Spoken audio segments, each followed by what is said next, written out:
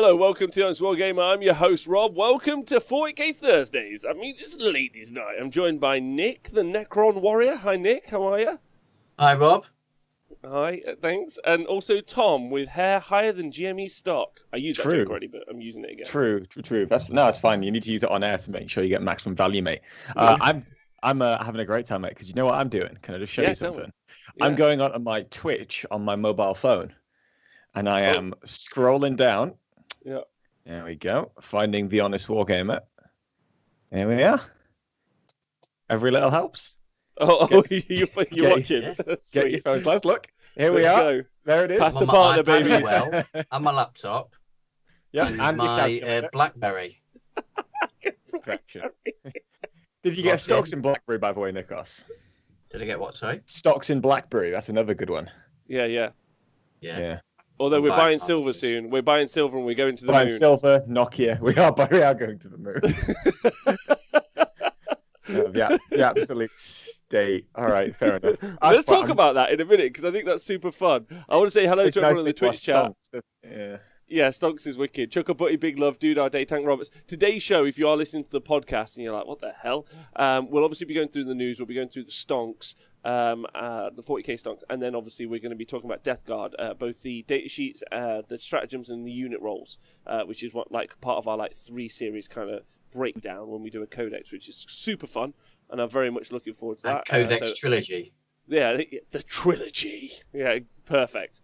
But before we get on with that, I mean, let's just jump straight in. How do you guys feel about collectivism and everyone putting their money together to actually defeat what can only be described as evil corporate bastards who rule the world? It's a free market when they do it, but the moment we do it, the regulations are coming in thick and fast. We need to find some loopholes here, boys. We need to find some loopholes here. Go on. I've got a great stonk coming up, but cannot be regulated. You cannot contain the level of stonk I'm going to share with you in about half an hour. Okay, well, I'm gonna say this. I'm going to say that my stonk for 40k stonks is the most groundbreaking 40k stonk over the past 10 years. Oh, that sounds fancy. Yeah, that's my stonk. I'm bigging it up. Considering stonks is literally, we've only been doing it for a couple of weeks. The biggest stonk in the last 10 years. That's saying something, isn't it? The most broken thing I can think of over the last 10 years is the White Dwarf pamphlet that came out for Demons. So I think I'm ready for some screamers and some flamers. Neither of you will get our reference, but that's okay. It's from past editions that we don't care about, and I've forgotten. That was the very start of 6th edition. That was. Okay, it was good times. Yeah, Tom, are you going to do a Warhammer history series at some point? Warhammer histories. I feel like it's going to make that work. You should do that. 40k histories, but only from the competitive lens, so people are just very confused. I can get the old books out. I keep all my old books, so I can. Right here is a spell that makes your Tervigon go down a hole for free. Off you go. Evening to Mikon, just assembling my first Deathguard model. Which one are you doing? A foul stinky boy. Dark Design, can't wait for DHS to start rounding up Reddit posters over this. Hello, are you cabbages eat my ass? You're going to jail, son, for market manipulation. Okay. Oh no. Lord Wynn, do we want to talk about old stuff? Because apparently he wants to talk about old stuff. Tom, you should. We can talk about old stuff. You should do an old Hammer 40k show. And we can do, just not this week. Okay. Yeah, okay. Not this week. It's a bad idea. I would be there for that. Me and Nick just painting away for 3 hours where you explain to us what a shit show the game has been for all these years. Explain to you how Eldar Rangers used to be absolutely broken. Yeah. Okay. Fine. I want to hear it. I remember those days. I remember those days because Paul. I think I mentioned Paul last week. My oldest Warhammer nemesis. He used to have an entire army of Eldar Rangers. And I played him with my all-Khorne Berserker army back in the day that I had. So I was all combat. And I think it made you start off the board. They could do something before the game that would make your units start in reserve or something like that. And he went first, half my unit was in reserve. He killed everything that was on the board. And then because I had nothing on the board, nothing could therefore come on. So I lost the entire game in about a turn. Yeah, that's about right. Are those the days you're talking about? Yeah, sounds about right. I never played it, but I just remember. Can't wait to go back there with the new Eldar Codex. Yeah. It's gonna be busted as hell. It's gonna be we're all so gonna have a great busted. time, so long as we're running the exact same list between all of us. It's like gonna be like playing chess. Everyone just has like a bunch of Eldar Rangers. Oh my god, please don't do it to us, Games Workshop. But you're going to anyway. All right, listen, Twitch chat, big love to you. So happy you're all here during the collapse of the financial sector, which I can only joyously cheer on. The thing about being poor is it can't get no poorer. Right, that's how it works for me. So super happy. Right, Nick, how have you been? We're all going to be trading in jams by the end of this week, mate. I am, and listen, if the jam markets I haven't shorted the jam market. I'm propping the. I've got the jam market going to the moon right now. Also, what I really enjoy about all of the drama, because you can't not talk about it, like global economic development, so massive that like it's taken over every timeline, and I've been giggling with glee. So I'm sorry that this is coming up on a Warhammer podcast, but I'm loving it. It's also explaining to people the stock market who never previously understood it, and they're like, "Wait, so it's all fake?" It's like always has been. Yeah, there's nothing backing it up. It hasn't like even currency, dude. Like, what is currency? There's nothing backing it up either. Fiat currency means nothing. Yeah, means nothing. Trickle-down economics. Just paper. Anyway. Yeah, just paper. However, right. Anyway, let's skip this for a moment. Battle Chode, thanks so much for resubscribing. Big love. Nikos, 40k, and how you been? What's been going on? Well, this week I have been mostly painting the second batch of my Deathguard infantry. And which involves 10 Terminators and about 5 or 6 characters. So people who listened to our shows before, maybe a couple of episodes ago, might have heard that I had a bit of a tricky time with my streaking grime, which I painted on and then left for 2 days and then tried to clean it off. And it was a real struggle. And I wasn't happy with it. And I had to do a lot of repair work to the models afterwards to get them how I wanted to look. Whereas this time, the second batch, having had that bad experience before, I only left it on for 1 day this time. And then I took it off on, I think it was Wednesday or Tuesday. And it was like a fucking dream this time. It was like, it was like so good. It was like eating a piece of cake after a cup of tea. It was just, it just fell off the model. Like all the grime just came off with every brushstroke. I didn't use a cotton bud, which a lot of the tutorials suggest. I think just using a big brush, painting it off is way better and more controlled to work with that. And it's just So this second batch worked brilliantly. I was super happy, and I've just started going back and adding in highlighting up the exposed bits of armor and stuff like that. So I've had a great time with painting this second batch of models. I absolutely love the grime product now, and it's like a wash, but it's way better than a wash because that's exactly what I say. Yeah. Because you've got you paint it on and you take it off, or you can manipulate the wash on the model. You can move it around parts of the model, or you can take it completely off, or you can add more wash on. Whereas compare that to like a Games Workshop wash, you paint it on the model and it sets and that's it.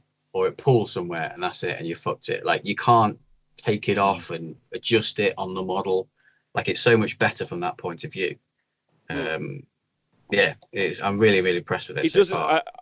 The thing that really impresses me about it, and again, same. I've finished all 45 Plague Marines now. The 10 Terminators that I've done. I'm just on characters, so this in front of me is just a random collection of characters. And actually, I'm looking at this banner icon bearer now, and I'm like, probably you're never getting painted based on the new rules. So throw you in the bin. It's got to convert into a useful character. Yeah, I could do. I mean, he's got a bolter. I'll just be like, he's got a bolter and a flag he loves. It's not an icon bearer. Yeah. So who makes this paint we're talking about? Kelbar, there's a load of different streaking grimes out there. It's an enamel streaking grime. Unfortunately, maybe the one Nick's talking about is from the company who used Genocide to advertise their products, which would be AK Interactive. But there are other versions that are able to be advertised. Just wanted to be upfront with everyone about that situation. Before we do, but it's pretty good. Tom, hobby? You done any hobby? Done anything like that? Excited? I've done a bit of Manticore, so I've got a second Manticore. I've been working my way through that. There it is. I have done a lot of plating on my Acheron. I've almost finished it now. I'm just busy finishing up the hood. I need to do the head and I need to do the base, but I can't finish doing the base until my my new snow has arrived. I've got the Army Painter snow. I'm going to strip off some of the old micro beady snow that's on my other models in a safe and responsible way, and replace it with all this new snow that I've got coming when it finally decides to arrive in the country. Other than that, I played a game this week, Rob, in a responsible manner on TTS. Nice. I played against Deathguard. Oh wow! Okay, great experience. This is gonna come up a little bit later, but they didn't have Mortarion. Okay. And instead, what he'd done was he was trying to make a list that built around movement shenanigans. In terms of he was trying to get as many half movement and movement restriction shenanigans in there as he could. So he had like Doombolt on Araman in a soup there. It was mainly Deathguard, but he had like a couple of characters souped in. He had a spell that allowed you to pick a unit within 3 inches of a terrain piece and half movement. He had quite a few movement shenanigan restrictive things, which was really, really unfortunate for him when I turned up with 14 Armigers, so he could only affect one model at a time with his movement shenanigan. What are you telling me? Are you telling me that debuff armies don't play well into MSU? I am telling you that, Rob. And I did post that list before he posted his, so there was no way I was tailoring it. So we did have a bit of an interesting situation. We had he had 2 squads of Nurglings, like he infiltrated up, and I thought 6 Armigers should be enough to kill a squad of Nurglings, including 5 Helverins. It was not, and it did not kill them for 2 turns. It's because they suck. That's okay. They suck. Okay. I'm basing that all on one tournament I went to where they let me down over the whole weekend, and I hated them. It's okay. It's okay. We eventually got him. We charged an Armiger Helverin in, kicked it in the head for 2 combat phases, and eventually that last wound came off that Nurgling. And it was fine. It's okay. That second squad Nurgling is going to evaporate because it's so easy for them to die because he just used all of his luck on that other squad. No warp surge or anything, just passing for days. No, that still took 7 Warglaives firing at it and charging it for 2 turns to kill it. Oh well, whatever. That's fine.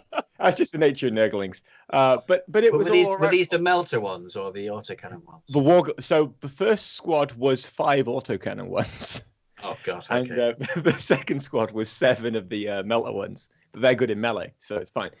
But then they redeemed themselves, Rob. So there is a strat that you can use from New Engine War that allows you to get 12 shots automatically with an Armiger if they're firing both the autocannons at a squad of 6 or more. So that was quite good. But then I fired at another squad. I had one Armiger Helverin that came around the side, and he just got a peek at 5 Plague Marines. Now, DJ Logan Summer in the chat has already talked about Plague Marines and how you don't include them. And my opponent in this game might as well have not included them because I shot like 1 Armiger at 5 Plague Marines in cover and killed them all in 1 turn. So all we have learned from this is that Nurglings are 12 times more resilient than 5 Plague Marines. Wow, that's some empirical data. With that amount of data, you can do an Age of Sigmar FAQ. Yeah. Sorry, Dick. I mean, it works. So, I mean, the disgustingly resilient, when you've got 2 wounds, doesn't help when you do 3 damage. But also, I shot 1 guy for 1 turn at Plague Marines and they died. And I shot 6 guys twice at Nurglings. And that just about got him. So, 12 times the amount of firepower dedicated to the Nurglings. It works. Yeah, wow, that's fun. That's fun. Is the game resolved now? Did you end? Oh yeah, I just ran him over with 14 Armigers.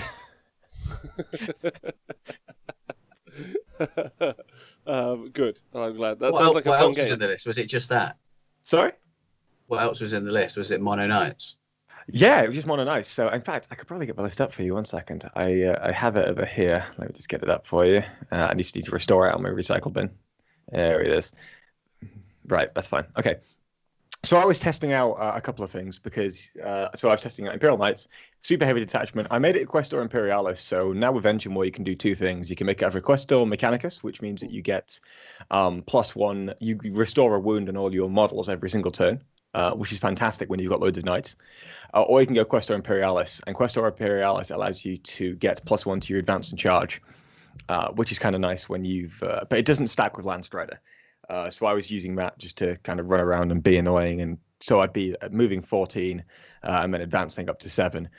Then I had 2 custom household traits. And normally you see people take Fallout and Shoot and Charge, but I dropped that for something called Stormstriders, which is +1 to your move characteristic. And you always use the top row of your damage table for movement. So basically, you're running around with 15-inch move and then advancing up to 7. So you've got a potential 22-inch move just running around. And then the second thing I had was Steel Sinewed Arm, which is you don't suffer a penalty for advancing and firing assault weapons. I then had 3 squads of Omega Warglaives, 2 of which had 1 melter gun in each, just to bump it up a little bit of points, so that if my opponent wanted to take my while we stand points off me, he wouldn't be shooting at the Warglaive squad with Warlord and Relic in it. And then I had 5 Omega Helverins, a squad of 3 and a squad of 2. And then I would pop Iron Hail Heavy Stubbers because I had 12 Heavy Stubbers, so it was kind of efficient. Which you get access to from being Questa Imperialis. I would change a couple of things. I think I would change... I'm going to try and change Steel Sinewed Arm to fall out and shoot and charge, because you're taking the -1 to hit a lot of the time anyway from a lot of the things you're facing. So I want to see how much it impacts me to take that out and replace it with fall out and shoot. But I do really like that always use top rover movement, because it means that you're basically just always able to get engaged in all fronts. Like, you can't stop it. So we'll give that a try and see what happens, I guess. Yeah, it sounds like a fascinating list, like, and also like very skewed list as well, which I think seems really positive. Effectively, I've talked about this a little bit, and I think Knights will be a very interesting codex when that codex does arrive, because ultimately, like, I don't necessarily, other than Morty, although I guess you got a spec for Morty, so maybe it's already changed, but I would have said previous to the Deathguard book that the T8 conversation wasn't really one you were necessarily having in your list building phase. I mean, obviously there was like Dreadnought builds and some other stuff, but like, it didn't feel like it was loads of an issue. Yeah. So then now, obviously with Morty, and then eventually with Knights, I think T7, T8, and like what you can do against multi-wound guys like that, like whole armies of it maybe, because obviously Morty's not all of an army, although he's pretty good. He's a quarter, yeah. He's pretty good. Like, I think he's already pushed that conversation forward. So maybe when Knights come out, it won't feel like such a significant change. But did you feel your opponent didn't have all of the tools to deal with that much? It was more one of those things that the moment he jumps out that ruin, he gets 1 turn of using, because he had like a squad of Blight Lord Terminators, a squad of 10 Terminators, and they didn't really kill me that quickly. They eventually did with the flails, but it was one of those where as long as I just keep tagging them, and he can't really deal with that many Knights, so I just run at him and then just like mow down all his characters and get my assassinate points. I think the main issue I had was getting that 3rd secondary, because you have while we stand, while we fight, you have engaged in all fronts, but then if you can deny that 3rd secondary, you're going to cause some issues. He also didn't really have the ability to push into me, and I could spread out and deny him scramblers. And if the moment he jumps his Blight Lord Terminators out, he gets 1 turn to live, and I get to shoot him with 9 Thermal Lances and 5 Helverins. Yes, that's quite a lot of output and DACA. Yeah, pretty good. Really. Yeah. Interesting. Really interesting list. Really like that. I want to hear more about that. If you plan on running it more. I'm going to test it out a couple of times. I want to make a document with 1 list for every single faction that I'm going to be testing and playing, just so I can get familiar with all the factions, but also like test list and see what I think is the best for each faction. So we'll have to see, but that's the first one I've done, because Knights are giga easy to write lists for, to be honest. That's true. That's true. Can I just say thank you to everyone who has joined us live today. I see Nicky DeWilliams is at work, so he can't listen, but he's still joining the show, and he's got it on to get the stonks higher. So appreciate that. That's absolutely brilliant. 40k hobby for me is pretty is not. I'm pretty close to actually having my Deathguard army finished. Actually, lads. Nice one, bro. Yeah. Which I'm pretty excited about. I think it looks quite nice. I've got to do a bit of base in. And some other little bits, and then I've got to get myself I'm going to 3D print myself a demon print. All the lads in the chat, 3D printers go brr. They look really cool. On Twitter. Here we go. How many minutes in was it for Rob to mention 3D printing? Minutes. Get your video cards out, lads. Brr. I just want you to. I just somebody in the chat said earlier, and I love that 3D printers go brr. This made me laugh, but yeah, not very long. So yeah, like looking forward to having these guys done. I think the next couple of armies I'm going to do or paint for myself, other than a lot of terrain that I'll be painting, is that's what I'm going to be spending most of my time doing. But I'm just very much looking forward to these guys being done, sort of thing, and having them ready to rock whenever I do decide. I probably will end up doing 30 Pox Walkers at some point, which is, but I can't really be bothered, if I'm honest. But yeah, a couple of demon princes. Have you got a list in mind? Not really. I'm hoping the next couple of shows like that we do, I'll like really hone it down. I mean, I'm like you. I think I'd like to go very melee. I'm a big fan of like Typhus, not necessarily his sub-faction, but like Typhus just for like, I think he's very efficient, like a combat punchy character that's a psyker. I think that's actually, like, ignore everything else. I think that's really solid as well. And I'd quite like to go fairly magic heavy because, interestingly, it's the antithesis of like how Mortarion, like, it shows the bastardization of the Legion more than anything else, right? Because Mortarion originally was like super anti-psyker. And so but the psychic abilities that you get in the army, there's at least 3 which you almost always want to take. And I quite like that kind of little element, and I think that's fun. I've also, Nick, you'll be loving this. You'll be loving this. Tempted by some rhinos. By some rhinos. Yeah, I'm into a bit of rhino rushing. How good are they? They give out the contagion, right? Pretty sure, yeah. Bonkers. Absolutely bonkers. Yeah. Like just something I don't want to shoot that'll block my movement. Well, something your opponent doesn't want to shoot, blocks the movement and reduces your toughness. And you're like, this sucks. Gets in the way. Yeah, and one of the best things about doing that with rhinos is if you throw it right into your opponent's face and like get in their way, stop them shooting, stop their movement or whatever. And it was always amazing when it did exploded, because then it had some extra wounds. And Deathguard have an auto explode stratagem, so with your aggressive rhinos, you can have the ultimate auto explode just to do a few more extra mortal wounds. Yeah, which is pretty nice. I think it's great. And actually, I was looking at a couple of things. I got some statements maybe about not my favorite blight haulers, the thud guns later, that I'm not necessarily certain that they really even play into the list in the future, but more on that, like when we actually like talk about the data sheets and everything else.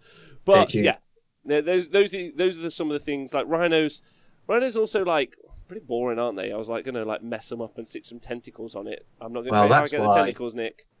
Oh, let me guess. You're gonna handcraft them out of green stuff and lovingly, painstakingly use your creative hobby skills to create some tentacles. I'm just going to say burr. That's all I'm going to do. I'm going to burr. Go on. Like I say, so that's why I'm using Playburst Crawlers as rhinos. That looks awesome. It's just the basics. So I'm getting something 3D printed, Rob, like a Chimera chassis. Okay. Listen, it's not the only thing I give a shit about now, 3D printing. There's other things in my life. Yeah. So don't trying to elicit a reaction from me. I really care about the stock market now, and mainly its destruction at the hands of Udong64. Oh, Tanks, thanks for donating 5 quid to the show. Massive love to you. That's lovely. Is that because I showed him my tank? Yeah, I think so. I don't think we can show that on stream, Nikos. That might be TOS. Oh, thanks, Tank. What's the Demon Prince? Well, we'll get to the builds in a bit because we've still got loads to go through, right? As we go to that later. So before we go into the actual Deathguard stuff, let's talk about news. News of the weekend was we saw a new. Obviously, we were all live for it, so we don't have to like necessarily talk over it again. 40k. There's a new Sister of Battle Dreadnought kind of thing, which you can already get, which is hilarious. So we've talked about that already, so you don't need... it is the Deathguard stuff. Listen, this is the way it works. News, stonks, actual content. That's the way it works. That's the way it works. The other news, obviously, a couple of pieces. Number one, it's the Nopen this weekend. So that's the thing that's going on, which is pretty exciting and cool. And the other one is the MetaWatch article that came out today, and Dark Angel stuff. So there's like a couple of stuff. Mate, the fact that they announced the Dark Angel stuff 2 days after their big preview was kind of weird to me, but you know, however they want to do it, I guess. Yeah. Did you? I don't think either of you. There was a clickbaity title. Definitely in the article. Did either of you two happen to read the article that came out today, the MetaWatch article? I did some Control Fs and I did some searching, but no, I didn't manage to read the full thing before we went live because it's a long ass boy. Nikos? Mm-hmm. Yeah, I was going to say I saw the article came out because someone posted a link. I think in WhatsApp or Twitter, and I clicked on it and I kind of tried to skim read it because I knew it was about the first turn. I was like, where is the conclusion? And I just kept scrolling. And I think I was there scrolling for probably about half an hour. And then I just decided not to read it because it was just too long. I can give you the TLDR if you want. Yes, please. And also, Games Workshop Warhammer community articles are basically the equivalent of North Korean propaganda. It's just the leader is correct, and the leader is all-knowing. Obey the leader and buy models. Is basically all I read. They're really on brand, is how I always feel about them. Yeah. I need to keep a picture of Kevin Roundtree just above my curtains. Yeah, so appreciate you. I read it, and I tried to absorb it as well as I could. I thought that was really important. To be honest, like the first 75% was great because it was exactly the article I read on Goonhammer weeks before. The title of the article was "Is the first turn problem over?"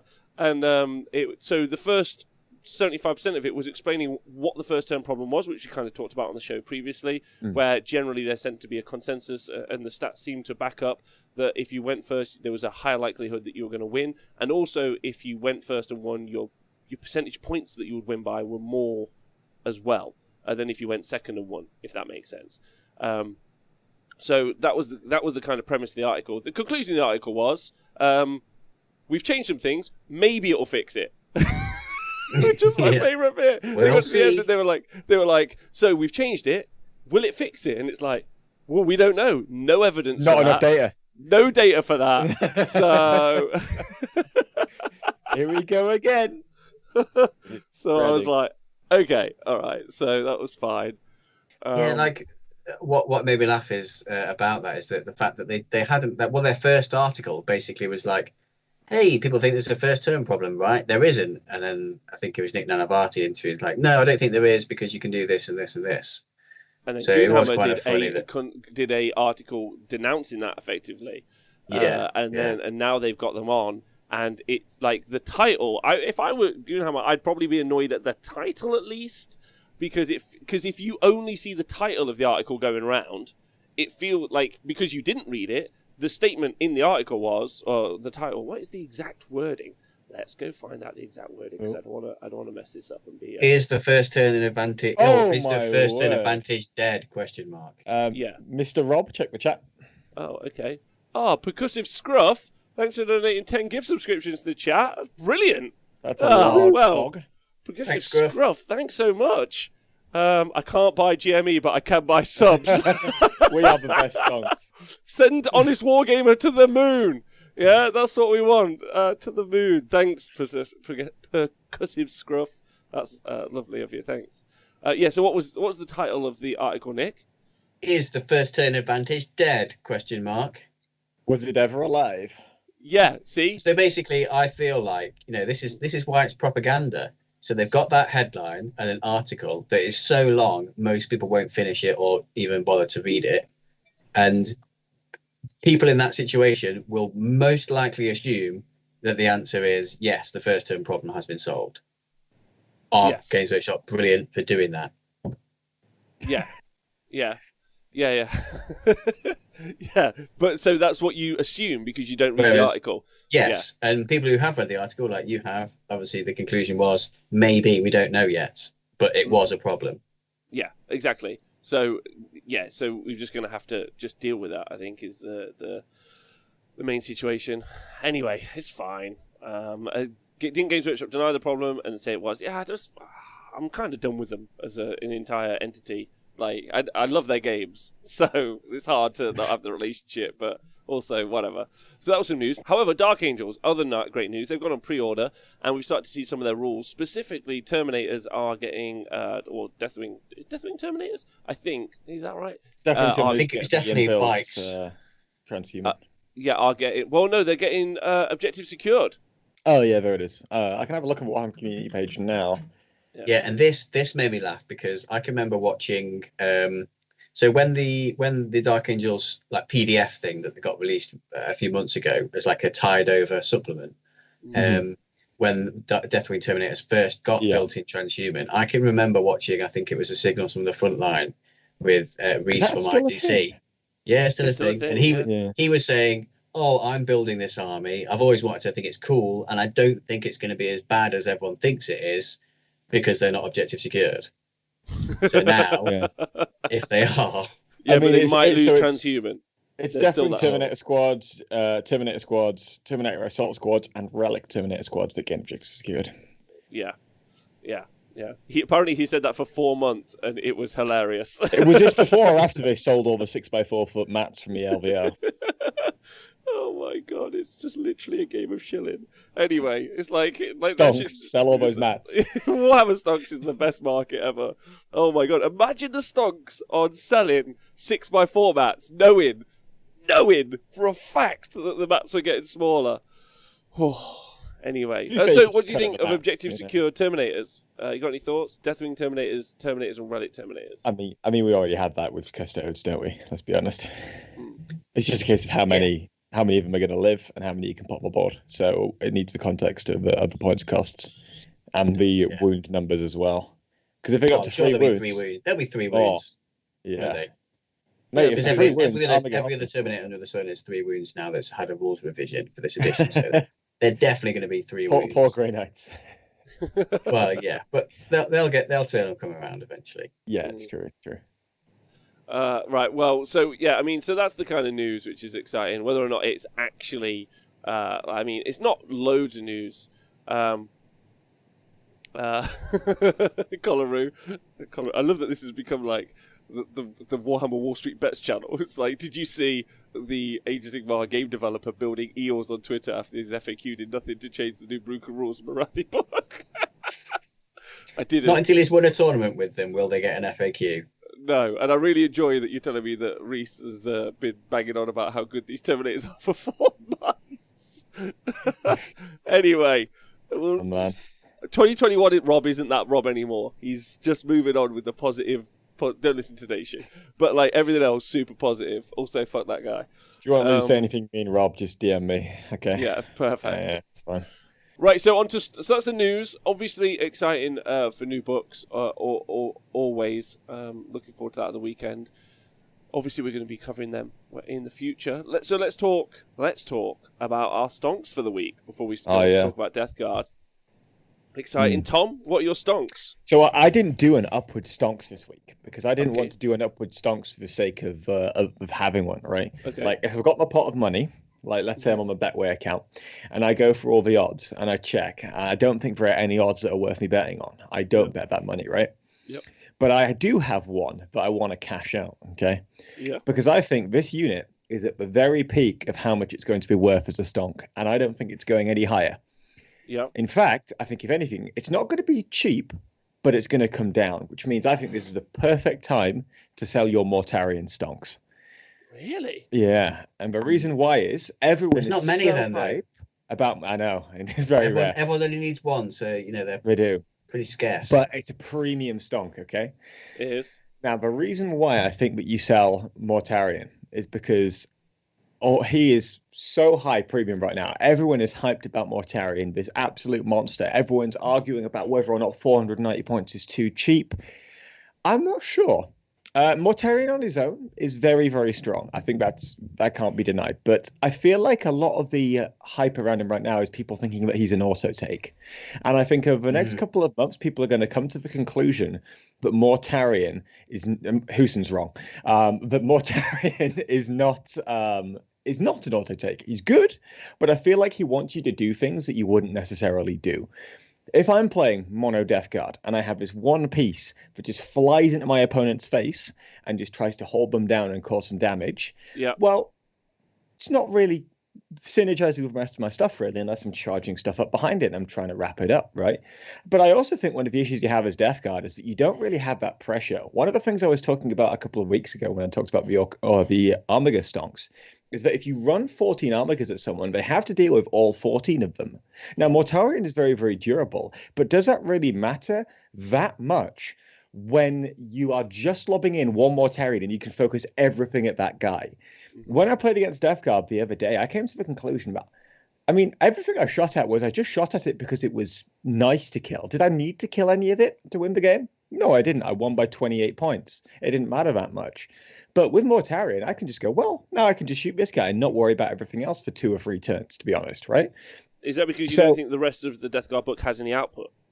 I feel like it can't threaten in turns 1 or 2, which is what Mortarion wants to do. Because Mortarion is one of those things that you can't really hide because he's got 18 wounds, and therefore he appears above the terrain, and therefore he's going to get shot if he's in those turns. So you have to lob him forward. But if you're lobbing him forward, he's not supported. And therefore, because you don't really have anything threatening at the back line, maybe you can argue about Plague Burst Crawlers, but then you're not shooting them anyway because they ignore line of sight. You can just shoot at Mortarion. Now, I do think Mortarion has a place. I'm not going to go full on, like people have been mentioning in the chat, Dom Houston saying he's trash for top level play. I think that's mind-bogglingly wrong. I think Logan has already got it. And what we've been testing, or I say what I've been looking at, is Mortarion, Magnus, and then a Demons Battalion with Demonettes and what have you. And in that kind of list, he functions quite well, and I think he's very, very useful. But I think if you're going to run one of these Deathguard armies, he's not auto-take, and in some ways, he is a massive points investment for something that doesn't necessarily work with the rest of the army. Yeah, I understand what you mean. And I think 40k Will's also got a really good point in the chat. He says Mortarion has a hard time threatening in turn 1. But in order to threaten in turn 2, he has to push. Yes. Right. Yeah. So which makes him exposes him anyway. Exactly. He's exposed turn 1, and you're pushing him hard, which means he's exposed turn 2. So you might not get anything out of it. So yeah, that makes a ton of sense. That's an interesting one. Yeah. Like especially with like all of the gnashing of teeth about the strength of how he plays. Well, in terms of the stonks, I feel like he's got Nightbringer syndrome. When the Necron Codex came out, everyone was like raving about the Nightbringer, and it's not as good as people thought. So the bubble's going to burst on Mortarion. Yeah, I believe. I think he's going to. The hype is he's driven. It's a bit of a bubble, that kind of hype. Now that said, I do want to come back to a stonk I did a couple of weeks ago, which was Magnus. As we've already seen, TJ is now running Magnus at the Open. So there's proof in the pudding of that buy. And I think Magnus is still a good buy because you've ended up just purchasing him because he synergizes so well with Mortarion. You've got a kind of monster bash build there. You've got multiple units that can all threaten. He gives you access to that longer range warp time that you can use on Mortarion and your other units. So I think Magnus is still a good purchase, but only because he was lower rated, whereas I don't think Mortarion is going to get any more highly rated right now, and therefore now is the time to sell. Makes loads of sense. I get where you're at. And there's a whole bunch of people who are like, Morty's going to be the one, and it's going to take some time, for that to filter through whether or not. Okay, that's very interesting. Okay, some hot picks there. Magnus, something, nothing wrong. Thanks, appreciate you, Dave. Brilliant. Cheers, Dave. Thanks, Dave. So yeah, all right. So good one, and you got nothing else to give us. And Nick, what about you? Okay, my stonks are I'm buying Thousand Suns Terminators based on the fact that most Terminator units, when they get a 9th edition rules revision, seem to be better. Like, Deathshroud Terminators and Blightlord Terminators are better. Deathwing Terminators are about to become ridiculous. I'm buying Thousand Suns Terminators for that reason. Just trying to precog this. But I'm selling also based on a codex trend of this edition. So I've been very much analyzing market trends in order to make these predictions. These are well calculated stonks, guys. Mm-hmm. So I'm selling Drakari Archons because Drakari Codex is coming out, and we've seen a lot of limitations on list writing in terms of what HQs you can have and things like that, like the Deathguard book where you can only have one Lord or Demon Punch per detachment. So I feel like there's going to be a lot of spare Drakari Archons around. So I'd sell them now while they're mid-range stonks. They're about to go super low. Wow. Okay. Both very interesting. I think I'm super on board with if there are any, because Thousand Suns aren't doing particularly well at the minute anyway. And I called Rubric Means the other day. I think if you can find yourself a cheap Thousand Suns army in any way, I think that you're going to end up in a really, really solid point there. I think that's really, really important. So if some of them are knocking around and are cheap, baby, pick them up. Because again, like the Deathguard book, it's not like a vast book, right? There's not lots and lots of options. The Terminators will be good. The Rubrics will be good. So picking in then. Maybe they'll make Skyfires good. Because I was thinking, what else is going to be in their codex? Because the actual Thousand Suns Marine range is quite small. So many. But obviously they've got all the Zangors and Skyfires and shit. Yeah. Which will be in there.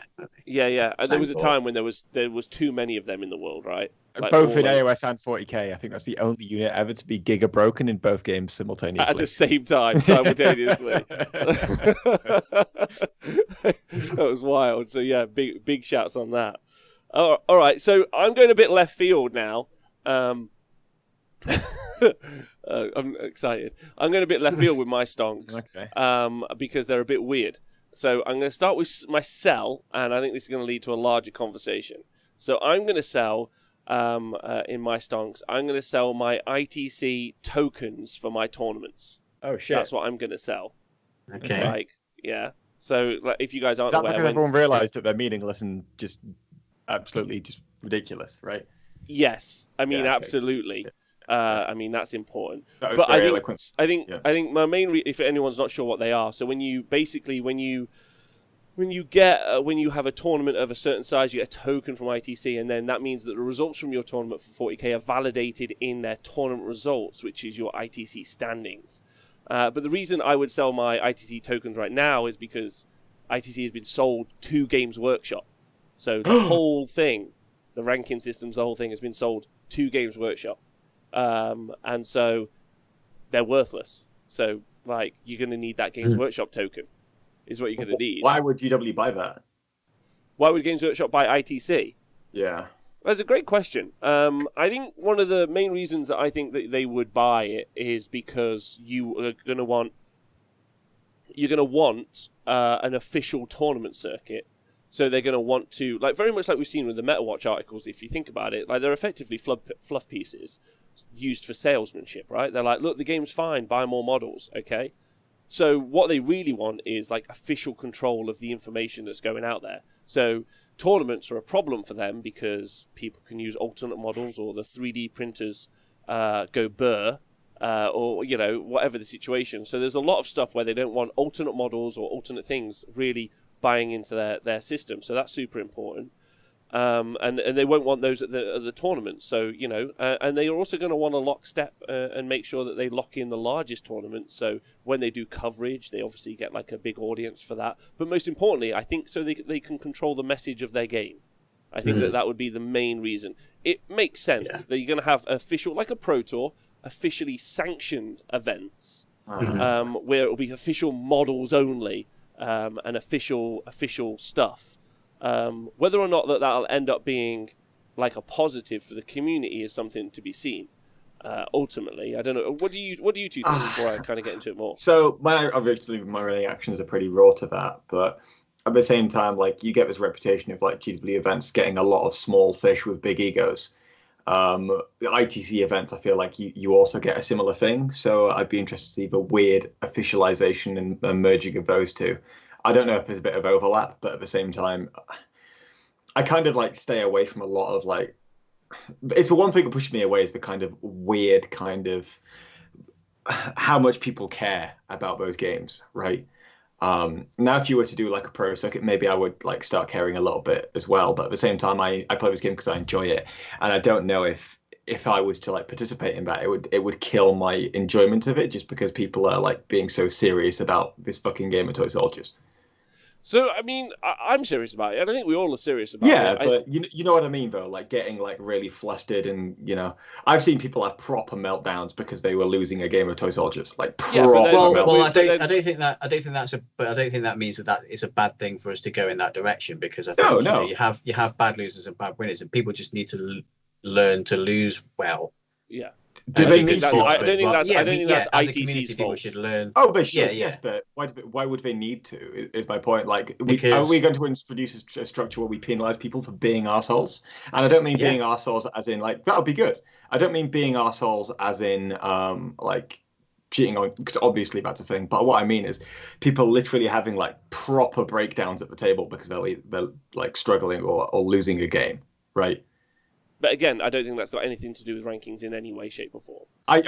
Well, okay. The only you mean because there's rankings, you feel more people are going to be. I think people really care about their rankings. Yes. Yeah, they do, but I don't think that it's a bad thing that people care. It is when it's supposed to be arseholes.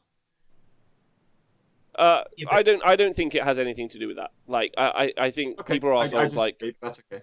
Well, because there's no ITC points in Age of Sigmar, and I've seen people be arseholes in that, right? Well, the only times I've ever seen people be arseholes are in ITC sanctioned events and GW events. So you, I think there's a whole conversation in the future where you definitely think that you think that rankings in some ways has like a negative effect on the play experience of people playing. So my opinion is I think rankings overall are a good thing because I think it's great that it encourages people and people like their rankings and people. I think that's a great driver of the community.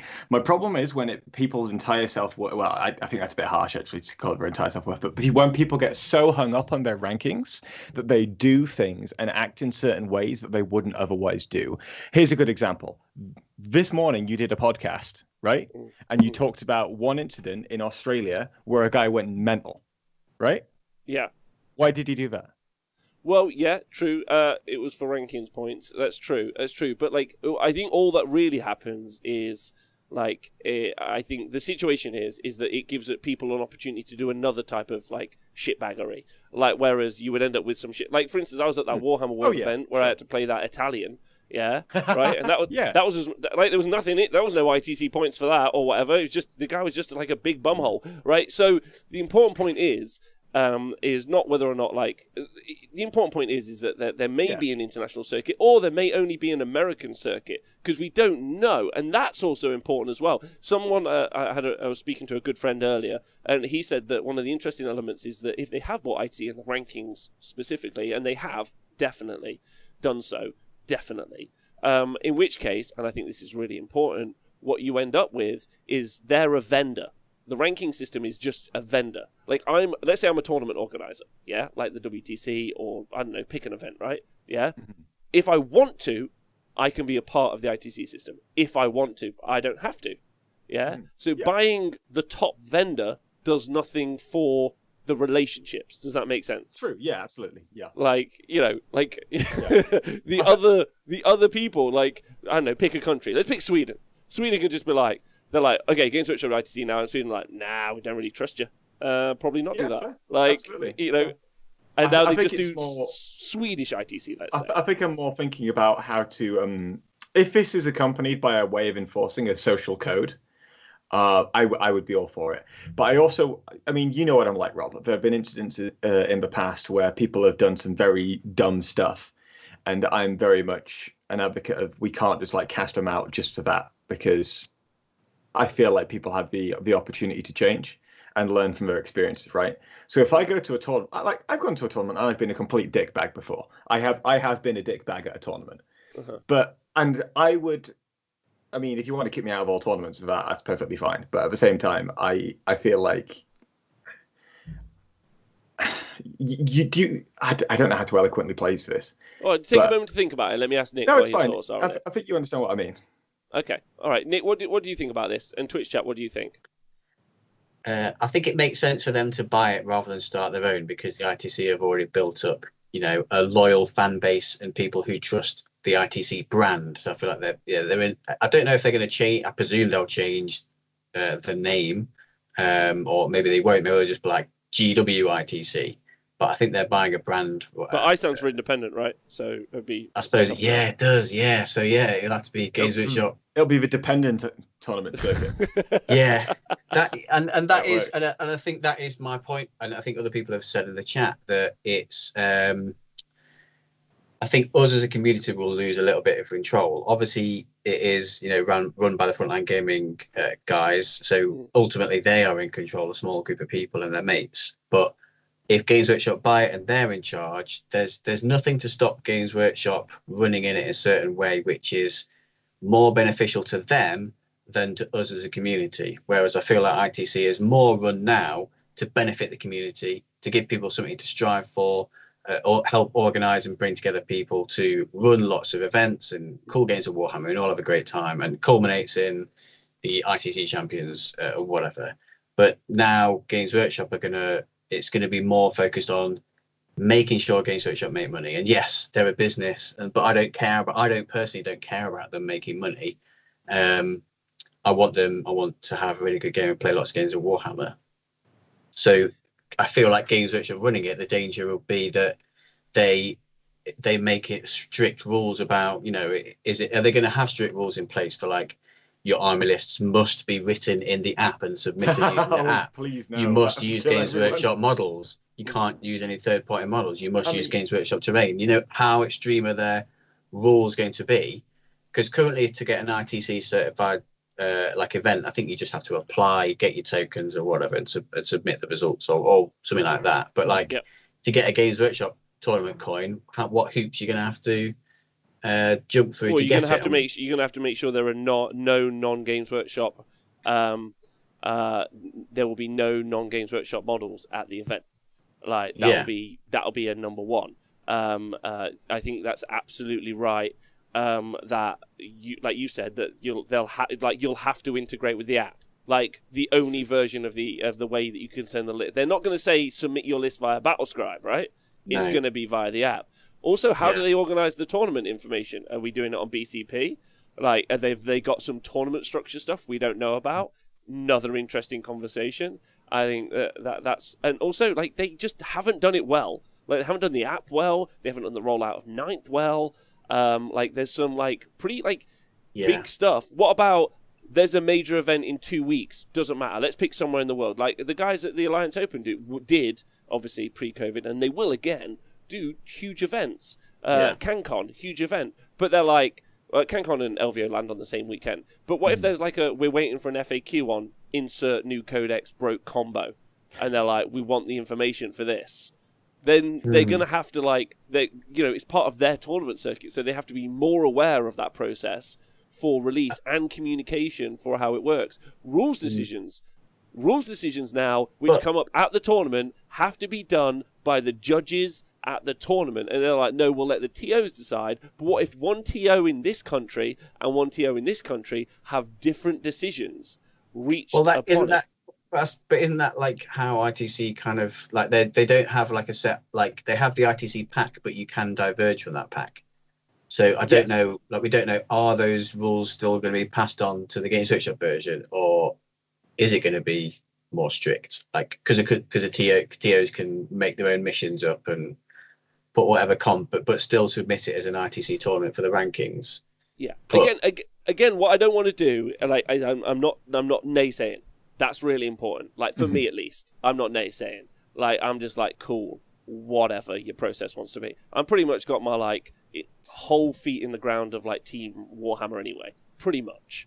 Yeah, and I never really gave a fuck about rankings ever, and I never will. So those are also really important elements. I never gave a huge fuck about it, but I can see why people are really passionate about it, and sometimes it is nice to be you know what, I'm top 500 or whatever. So it's I think there's loads of pros and cons to the rankings. Absolutely, 100%.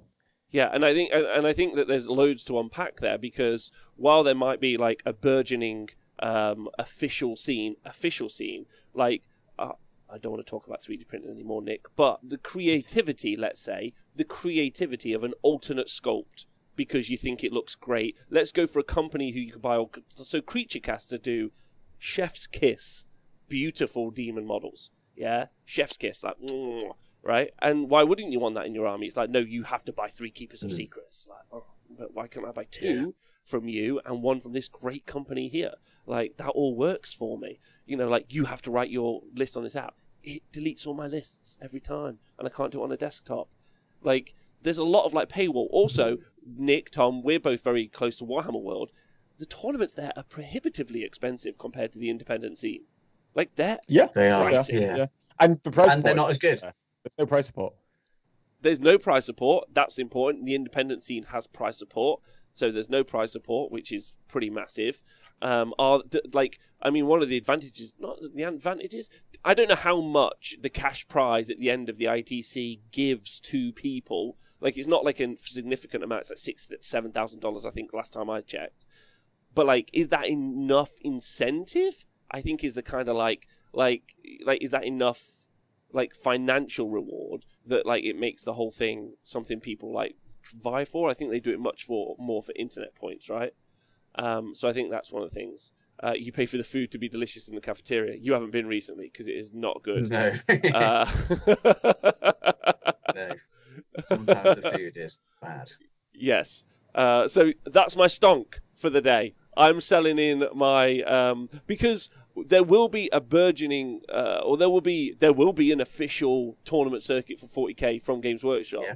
However, I would trade in my tokens for that because I think Games Workshop don't understand what makes the hobby so good, and what makes the hobby so good is everyone getting together. And I think when you chop people out, be it the tickets price are too high, be the organization is done bad, be the all of those other things, I think that leaves a huge room for independent tournaments, which is why the ITC existed, ultimately. So be an interesting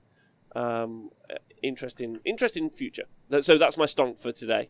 If you guys, what are you buying? Are you buying shares in? I'm buying shares in any other tokens that people will sell me. Literally any other token.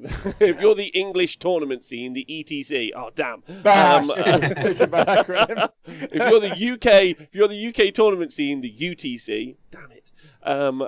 Then I'll take a token. That's what I'm buying in. Because all the Dogecoin tournament scene is also another great one. To the moon, because also, I don't know about you guys, I feel so if you guys keep much with Magic the Gathering, that's kind of an interesting conversation. I don't know if you guys do, but if you look at Star City Games and how popular they became, because they ran an independent set of tournaments to the side of the Pro Tournament circuit. Yeah, to the side of, and then of the Pro Magic stuff, and they just generally ended up being bigger, which I think is one of those ones. Anyway, but if they do put £100,000 into a prize pool, then I'll have that. Thank you very much. I'll actually learn some rules. Mate, I saw Innes posted his thing the other day. He posted that he did a little booklet article thing on what to improve on and what the characteristics of people who were at each level of tournament play were, right? And it's American focused. That YouTube video. No. It was he'd done a Google Doc or something. It was decent, but it was very much American focused in terms of what the different tiers were, right? 5/0 at majors and 5/0 at GTs were considered different things, whereas they're kind of the same. And you're looking at response, and he's telling people, oh, you need to work on your micro and your rules knowledge are the two most important things. Yeah. And I'm just sat here with literally zero fucking rules knowledge. Just okay. Are you a tier 1 basic then, Tom? I am a tier 1 noob. Okay, so this is definitely not speculation, by the way. I'd like to just point out, definitely not speculation. Yeah. Fact. Hard, cold, 100%. Those are your stonks. You're putting your bets all on the table for that having happened, yeah? Yeah. Okay, this is like someone saying, hey, they're short in this. Yeah, and I was like, nah, they can't be, not by that much. It's like, oh, by the way, we've broken the fucking world. Yeah, this is the statement. By the way, that's the FTC of Logan Summer coming out, by the way. Imagine arguing about rules of 100k on the line. Yeah, it's true as well. They do need tighter rule sets. You would need tighter rule sets. You need better code of conduct. It's almost, you need judges. You need judges. You need a ref. You need a ref. Yeah, dude. Yeah. Imagine buying the ITC when you can't even invest in playtesters at your own HQ. If you want to professionalize it, start by making a game that isn't like a leaky fucking bucket, dude. That's what I'm trying to say. How are you going to... yeah, that's right, Neil. You've got it. Neil's got pro ref. I'm retiring and I'm going to come pro ref with you, dude, because that sounds far less stressful. It's going to be a travesty, which is going to be so much fun. To witness, and it also allows everyone else to just do proper tournaments, which is good. There we go. We like it.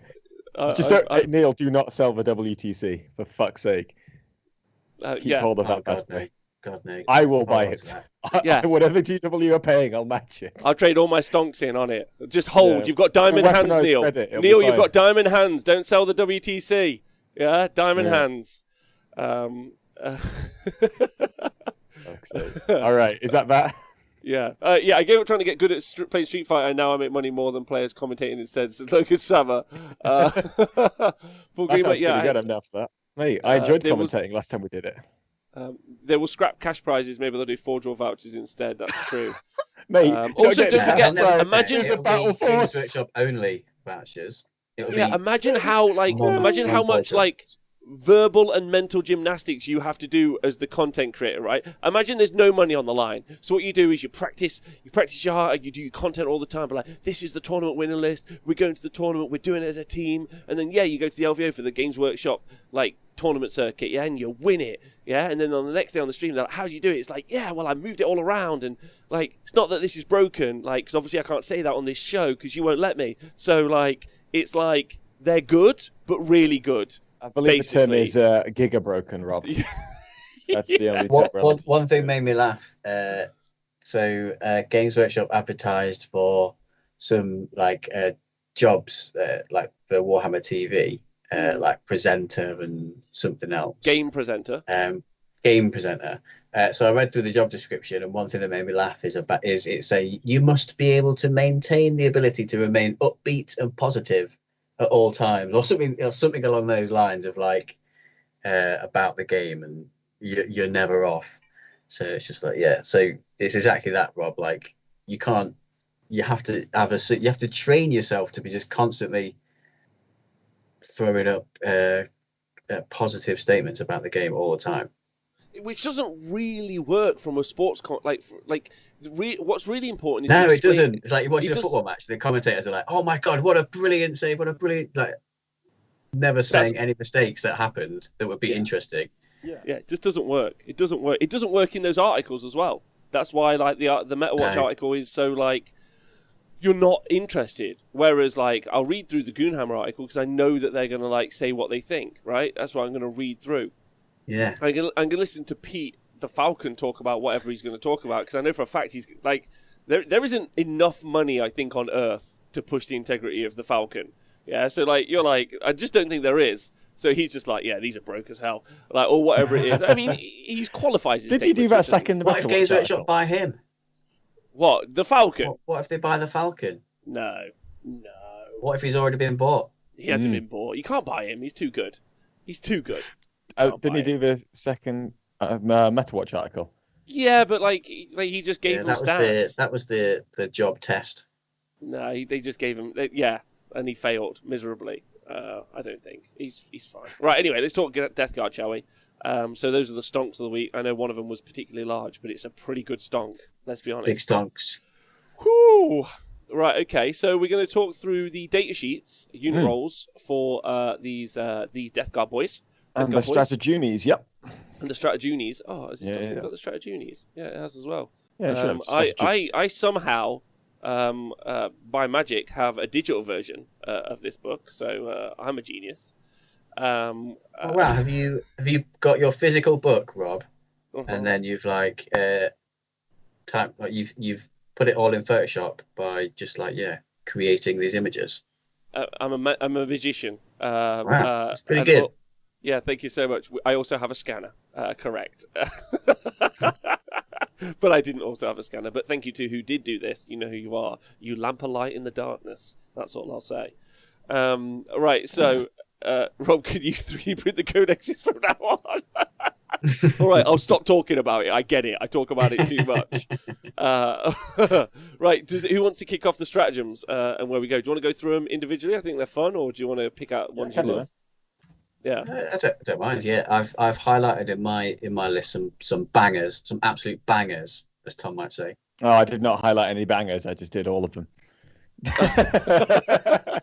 Go on, let's go through all of them. I think it's worth it. Yeah, we got time. And then Nikos can tell us if it's on his banger list. Yeah. We'd be like, banger or not, Twitch chat. That's what we need to find out. Banger or not. Banger quickly. Or no banger. Yeah, that's the question. So, Tom, do you want to kick us off from the start? I'm just going to. Okay, page 1. We have trench fighters. I don't know how this refers to fighting in trenches, but that's okay. So it's 1 CP. Use it in the fight phase, and you use it on a Deathguard Plague Marines unit when it is selected to fight, and it gives you +1 attack with one of your Plague Knives and lasts till the end of the phase. So contextually, Plague Knives are AP -1 plague weapons, so they roll 1s to wound. The unit in question has 2 attacks base, weapon skill 3, and then 3 attacks on the champion, and the squad can be in a size of 5 to 10 models when you include that sergeant. So that's a maximum of 21 attacks, and then you'd get a +10 on a maximum size squad, so that would be 31 attacks rather than 21. I think it would be 33 because 2 of them could have double knives. Oh no, it's only 1 knife, isn't it though? Yeah, I can't wait to talk about how we build our Plague Marines later. Cannot wait. Yeah, because I'm just about the cleaver, and neither of you are going to like the cleaver, but I've got the cleavage. Yeah, the cleavage. All right, which one was that? Trench Fighters. That was Trench Fighters. Was this on your banger list, Nikos? Banger or no banger? It was on my banger list. It's banger. This one is a banger. Oh, absolutely. Yeah, banger. Twitch chat, banger or no banger? So yeah, big banger. They get 3 attacks if they have 2 knives. Is that true? They don't get an extra attack for the other knife now, do they? Yeah, they do. So at the bottom of the Plague Marine sheet, it says if a Plague Marine has 2 plague weapons, they get an extra attack. Right. So that's even better for stuff like the axe and mace. They get a plus extra attack as well. No longer just 2 knives get plus an extra attack. There you go. Can I ask you a question? It may be serious. But the stratagem specifically says you get 1 attack for 1 of your knives. Yes, it does. So you can only get a maximum of 10 extra attacks for the unit of 10. Like Tom said. So that's Trench Fighters. I'll read the next one. Haze of Corruption, 2 CP. Uses stratagem in the fight phase. Which one's this? Sorry, mate. Are you going right or down? I was going right. I was just. You're going right. Okay. For the screen. I'll for the have screen bros. Okay. Uses stratagem in the fight phase when a Deathguard core unit from your army is selected to fight until the end of the phase. Each time an enemy model is destroyed by an attack made by the model from this unit, any excess damage inflicted by the attack does not get lost. Instead, is suffered by another model in that unit. I do not make a saving throw for that model. This continues until there is no excess damage remaining. This is brilliant, right? This is a banger for me. Yes. Is it a banger for you, Nikos? It's a banger. I feel like it's really good on Blightlord Terminators, mate. That's a big banger for Blightlord Terminators. Do you like Blightlords over Death Shrouds? I like them both. I don't know. They both look good. It's not as good for Blightlords because a lot of their attacks are damage 1. They've got the flail in that unit. Which one's the one that has multiple damage profiles? The Death Shroud is the guys with scythes. Yeah, so they've got a damage 2 weapon. But I think this is best on a maxed sized Plague Marine unit. Because with that max-sized Plague Marine unit, because that max-sized Plague Marine unit, you've got much more multiple damage weapons and attacks. So you could have a Power Fist champion in there. He's got damage 2 attacks. You could have 2 flails that are damage 2. You could have 2 maces, which are damage 3. And you can have 2 cleavers, which are damage D6. So imagine you get a full squad of 10, fully loaded with as many multiple damage weapons as possible. Yeah. Throwing them in and activating that, all that D6 damage, D3, the 3 damage and the 2 damage, all spilling over. I think that's the best use for it. Yeah, it's really, really good. I like it. Big fan. Actually, that's really clever on the Plague Cleavers. So because they're gonna have because I can have 4 attacks with the Plague Cleavers, right? 2 on each Marine.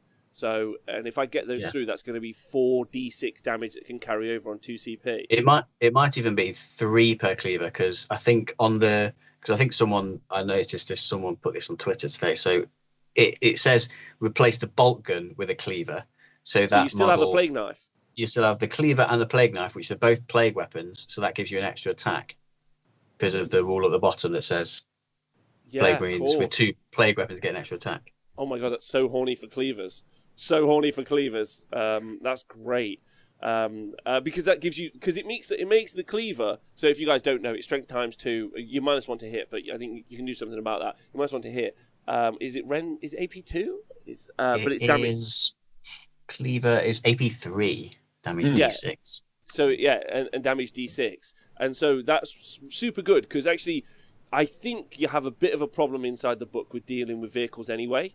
So it's good if you're hitting into like a vehicle, like a multi-wound model, like a monster or something like that. And then it also for 2 CP, you're switching how like tactile they are and how useful and their ability to go through. Like they go through Marines, really well. Oh baby, okay. You've got a few ways of clearing out some bodies in this book, mate.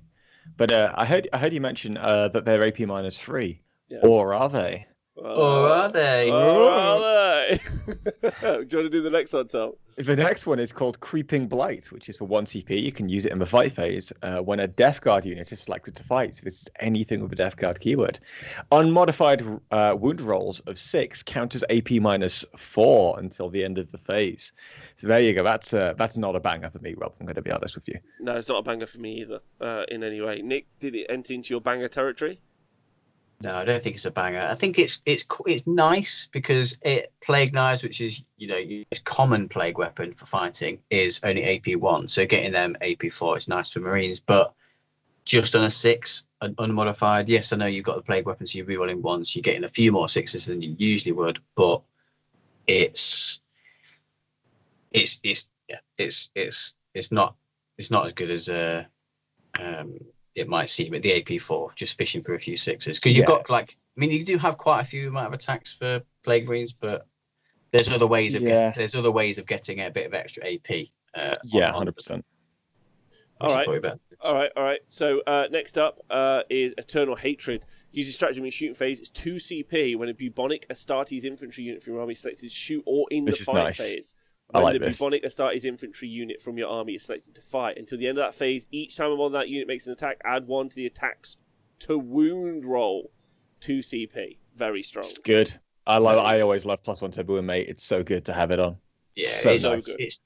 Because obviously it's a Veterans of the Long War, but just 9th edition for Deathguard.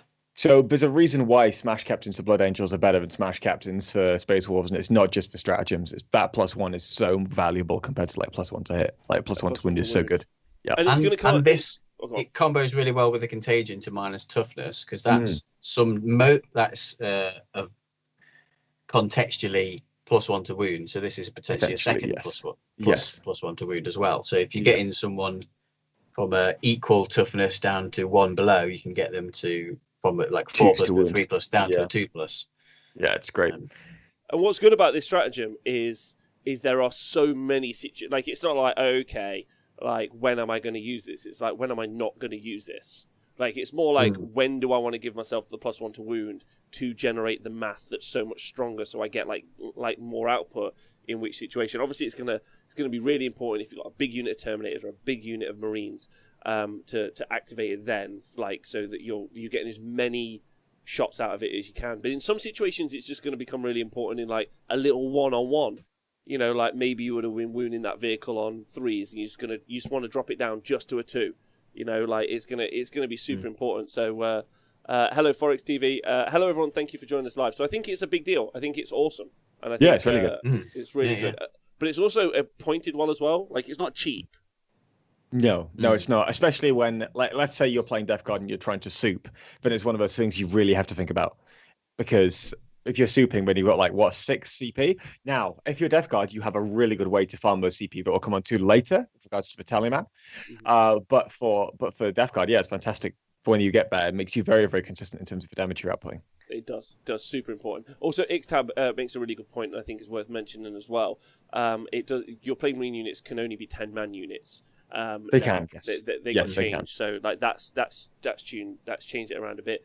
Cornissar has also put that you would wound knights on a 4+, which is it's fantastic. Yeah, rerolling once to wound if you've got plague weapons as well. Yeah, the reroll. This again, good point, Tom. It keys in so well with the reroll ones to wound, right? Like the pseudo +2 to wound, effectively here that you're getting, like you say, and then the reroll ones, very strong. Very strong. Like, if you can ever get a 2+ to wound, you're incredibly consistent, because 2+ rerolling is like 1 in 36 wounds you fail. Insane. Great value. Yeah, great value. Next one. What are we on? Are we on Fire Fever? Yeah, go for it, Nick, if you want. Okay, we're on Fire Fever. So this is a battle tactic stratagem. That's pretty important. I think you guys have been telling people that. Use this stratagem in your shooting phase.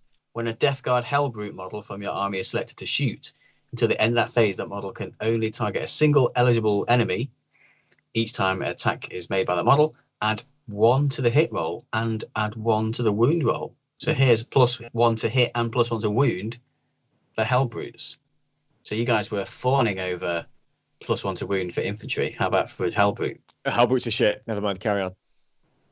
I wouldn't go as far as to say they're shit, because this is only 1 CP for +1 to hit, +1 to wound, and I think for a Hellbrute you could have a multi-melter and a missile launcher. So Rob, you said earlier that you felt that Deathguard struggled a little bit to kill vehicles.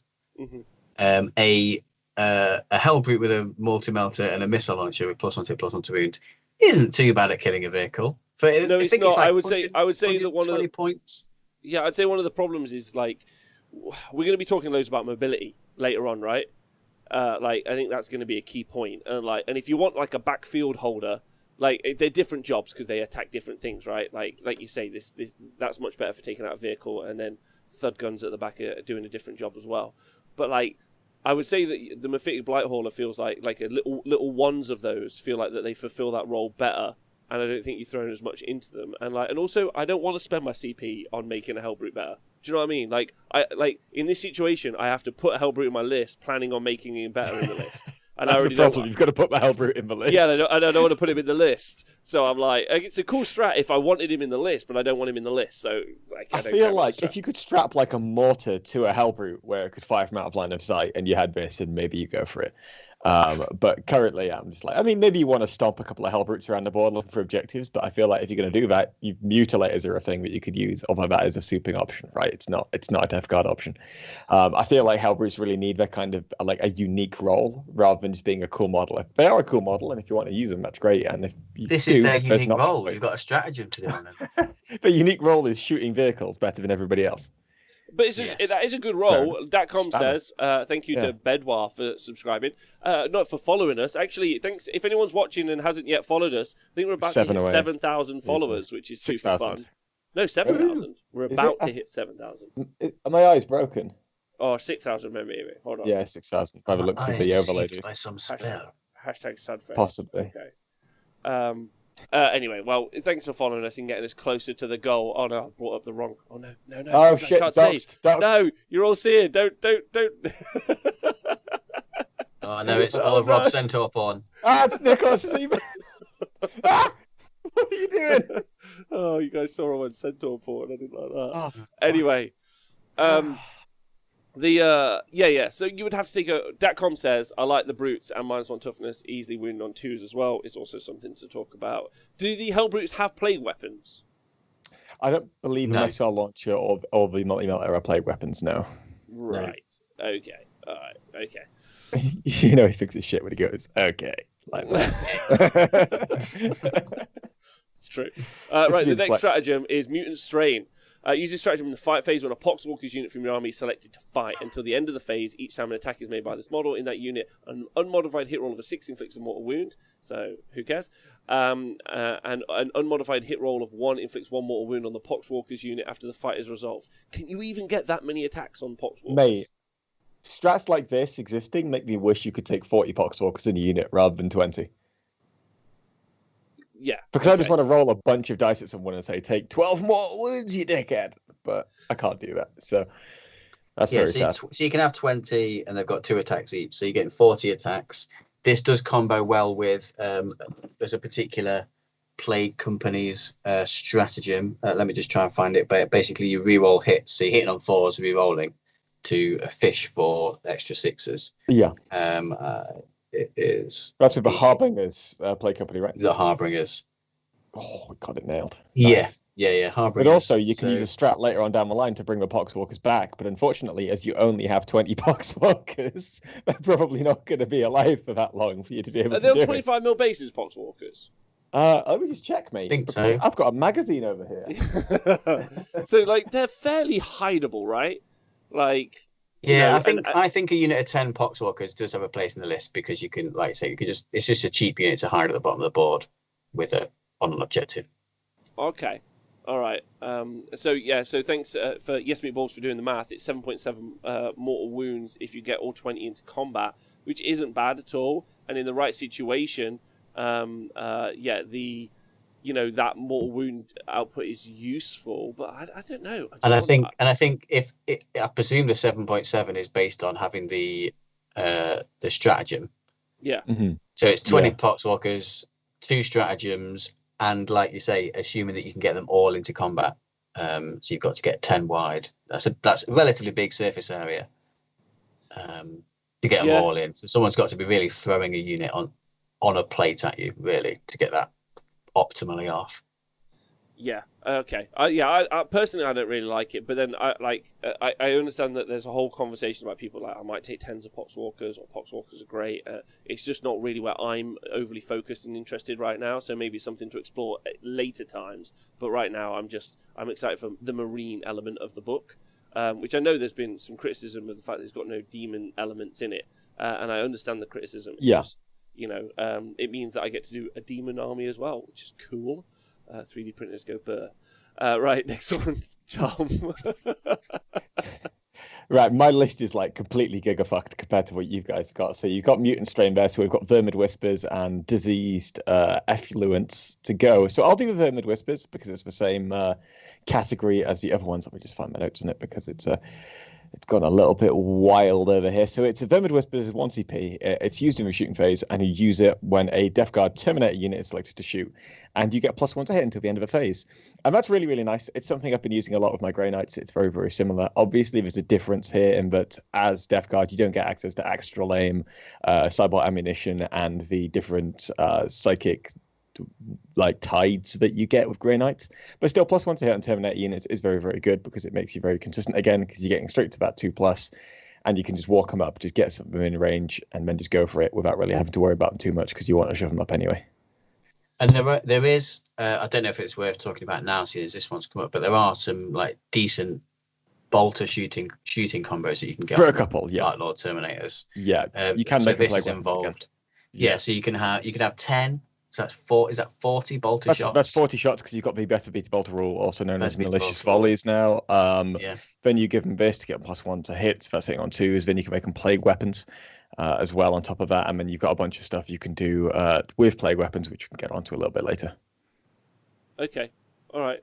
Fair enough. I mean, the +1 to hit, I think, is nice at the end of the day. Oh, yeah. And 1 CP, especially, mate. Especially when you're generating 2 extra CP a turn rather than the 1 that everybody else is getting, most likely. And it's probably nice for the Death Shroud as well, because when they're using their sweeping attack, there's no minus to hit. But when they're using their scythe, big choppy attack, there is a minus to hit associated with that.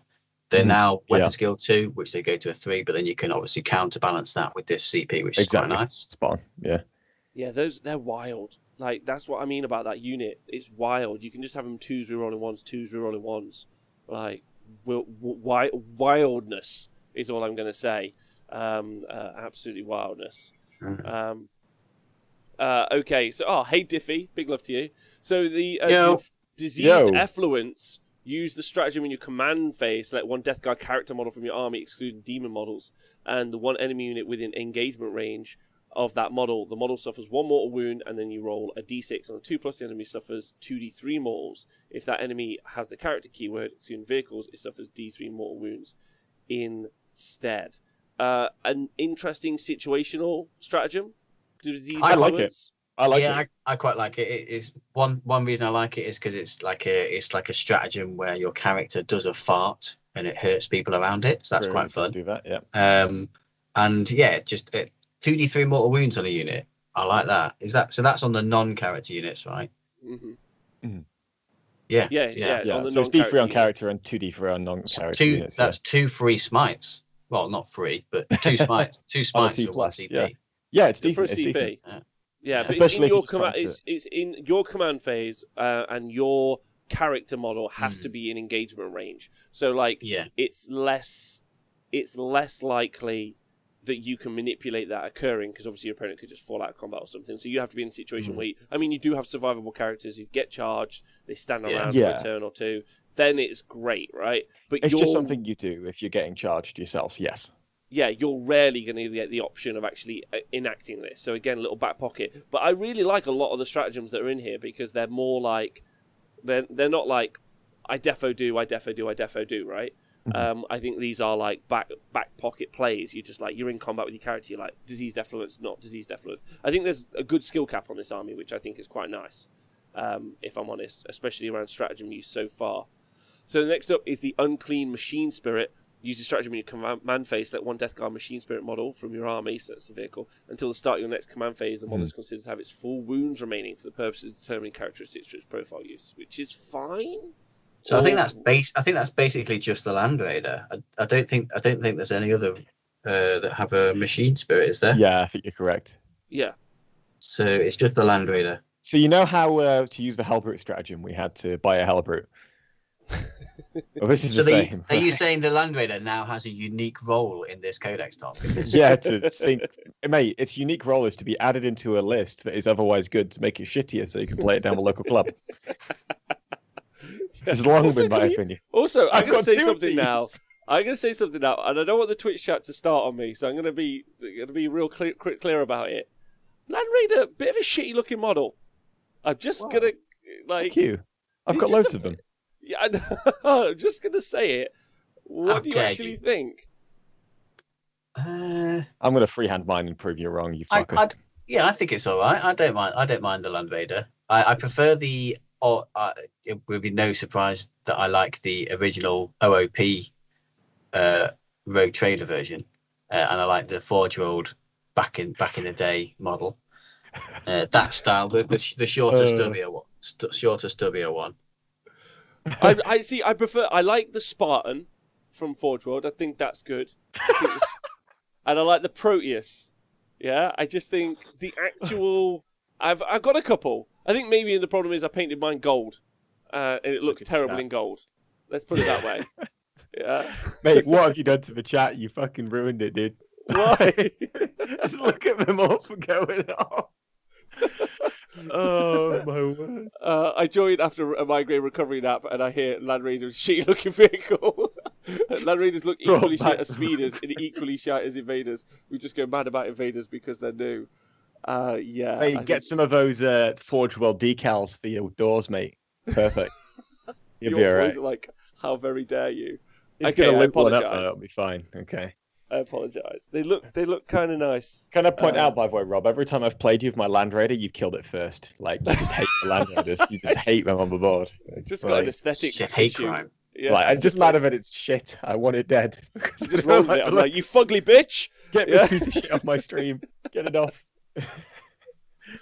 Right. So would this work on all the Forge World ones? It would, because they normally have Deathguard Machine Spirit, right?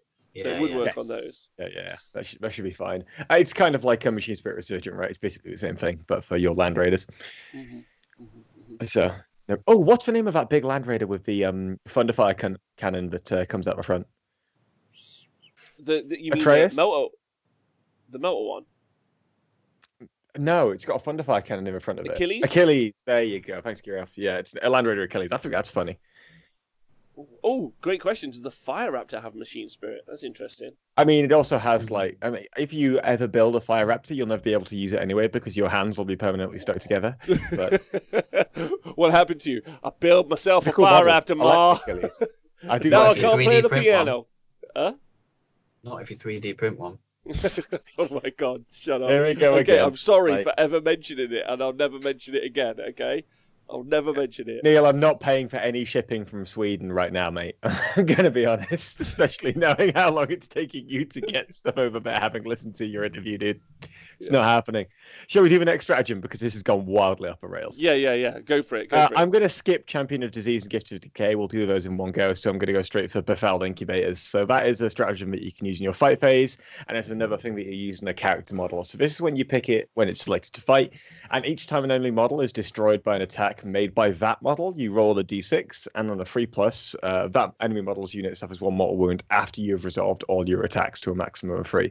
It's just another 3 extra mortal wounds. You've got a couple of ways in this book, like as we were talking about last time, how they have this -1 toughness aura, but at the same time they have all these ways to generate like extra wounds as mortals. This is just another one of those. And for 1 CP, if you got it spare or you need to like grind for a unit that otherwise struggles simply because it's got like a good armor save or high toughness value, then this is something you could probably use.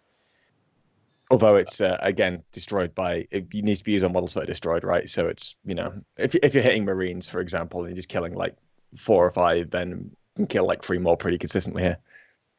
Yeah. Nick, you got any thoughts on it? This is Befouled Incubators, right? Yeah. Yes, correct. Yeah. So I quite like it because I think there's quite a few mechanics in this book, like the one we mentioned earlier, Befouled, Diseased Effluent. There's quite a few stratagems that encourage a character getting really up close and personal with people, so they can A, spread their contagion, and B, do mortal wounds around them, either through this from killing them in combat or from just exploding, or there's a one that we might come to later where your relic also spaffs out some mortal wounds. So I think this is pretty good from that point of view, particularly if the meta stays like really quite elite heavy, because obviously mortal wounds are way more valuable versus elite units.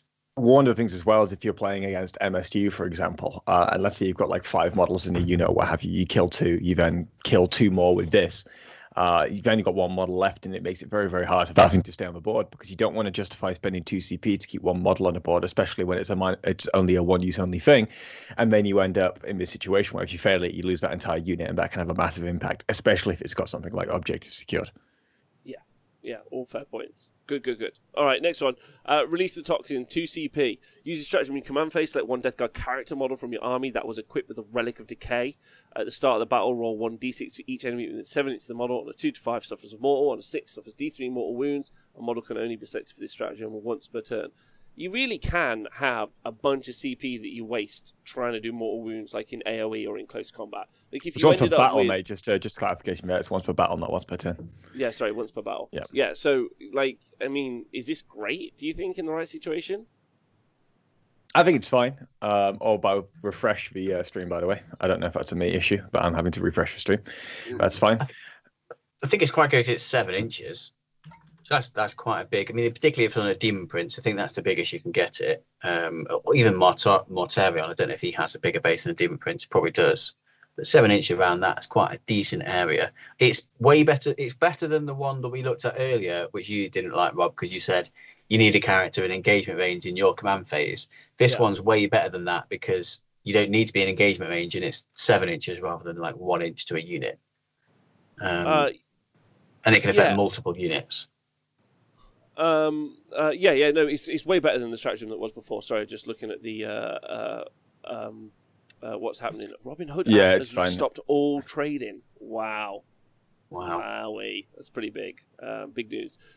So it could be just because AOC was about to start her stream. And she just crashed Twitch again. Yeah. Damn it. So big love. Right, anyway, it's better than the other stratagem, Nick. And again, in the right situation, you would have to be set up in the right situation and think this is right for me right now to cause mortal wounds in AoE. I think it's going to rare that it's going to come up.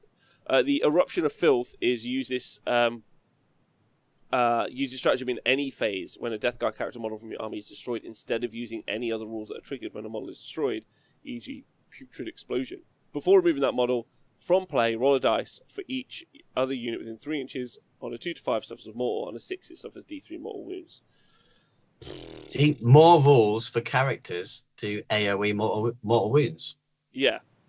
So I think there's like some quite good. Obviously, I know some of them are more situational, but this one is something. This one is more. You can plan to use this more, I think, because you can like YOLO a character in, do some damage, he dies, and then he also adds some more mortal wounds around him. I know it's only 1 to within 3, so it may or may not be that useful. Yeah, I think they're all interesting, right? You would have like you have these deck of strats, and you like look at your characters and you think, right, am I doing a bunch of damage in AoE right now? But I really don't feel like the CP is worth it. Like unless it's like clutch, there's a character within 6 inches, or this is 3 in this example, within 3, and you want that last mortal wound off him. Yeah. You know, it's on a 2-up, it's going to happen, which we're gravy with. But like again, you got to wait for that to be a thing. Tom, do you just want to quickly take us through Gifts of Decay, Plague Chosen, and Champion Disease? Yeah, I can do, mate. That's not a problem. Just need to scroll back up so I can find these ones, because I did mine in a slightly weird order. So I went all the way down the left and all the way down the right and all the way down the left and so on and so forth. Although, hold up, where have they gone? Oh, well. So Champion of Disease is a before the battle strat. You pick 1 bubonic Astartes model from your army that has the word champion in the profile, and you give them 1 Relic of Decay. Now, if you're playing Strike Force, you can use this twice, and this is quite similar to the Gifts of Decay stratagem, which is also 1 CP and also used before the battle, except rather than picking a bubonic Astartes model with the word champion in it, if your Warlord has the Deathguard keyword, then you can select 1 Deathguard character model and give it a Relic of Decay. So effectively, you could give out 4 if you really wanted to. You'd pick 2 champions from Champion of Disease, and you'd pick 2 characters from Gift of Decay in addition to the one that you previously get for just being an armor. You get a relic from that. But It's just lots of ways to like relics, I guess. The strength of base is based on the evaluation of the relics, which we did last week. Yeah, agreed. I think I think being able to give out more relics and warlord traits is obviously super useful if you build them up right. Plague chosen. And I think sorry, just quickly on the champions of disease. I think a really good one is your Death Shroud Terminator champion, giving him like I think there's a relic that you can triple your attacks for the swing, or there's like a extra choppy scythe. Yeah, that's version. Is that the flail thing? No, I think pretty sure it is a scythe. Okay, it could be the scythe. I think that's a pretty good value. It's pretty good value model to put a relic on. Right. So next one, grandfatherly influence. I like this. I'm just going to say it out now. This is one of my like. Oh mate, I love it. It's so good. Does anyone have a points cost for spawn? 23 points a model. What's the max squad size? I want to say 6. Mate, I'm taking 18. Let me check. I'm taking 18, mate. Holy shit, dude. Can you do this beforehand? Can you do this on 3 6s? No, 5. Yeah. 5 is the max. So you can take 15. You could do that, mate. You can do that. It's not once per game. So it'd be 3 times 2 CP. So you'd spend 60 1 to 5. Mate, you spend 60 CP on this. You've end up with a bunch of spawn with +1 toughness and -1 damage.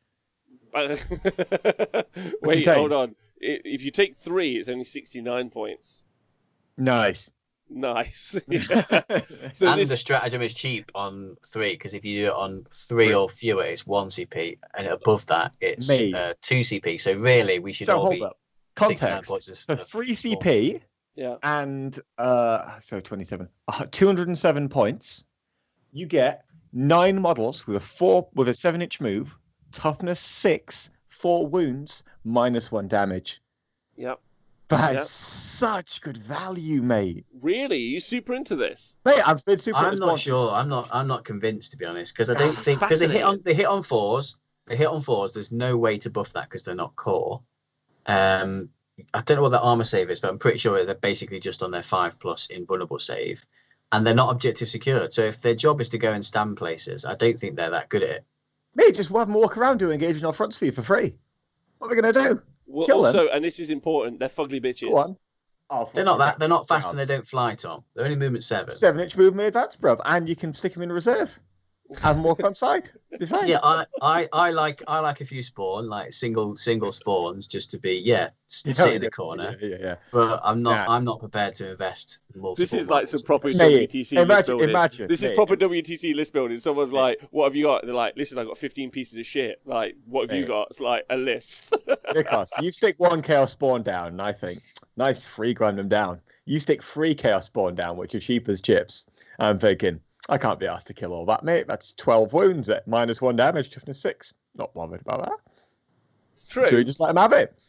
Especially when you've got all these big fat pricks just walking down your throat. Yeah, bro. You're really convincing me. I don't like it at all. I'm just going to shoot bolters at them and just kill him. I'm not just being optimistic because I've got a shit ton of spawn on my shelf over here. I think you're being a little bit biased there with your opinion. They are getting repainted and they're coming off my shelf, mate. I'm going to show you what for, mate. Okay, when we can play games again, I'm going to fuck you up with a bunch of. Okay. Loads of spawn. Interesting. So yeah, you end up with +1 toughness, which we didn't really actually mention. And -1 damage. And -1 damage. Come on. Yeah, and also -1 damage because they're a Deathguard. Yes. Well, and the base toughness 5. Yes. Yep. And they've got a 5-up armor save. So... we don't mention that. That's not important. We don't talk about that. Okay. Yeah. So, let me just try and make sure we keep the net. They also subtract -1 leadership within 6 inches. Just so you know. Right. Yep. That keys really well with one of the Deathguard secondaries, doesn't it? Which relies on people failing leadership tests. Yes. Yeah. I've converted Nikos. Yes, Nikos.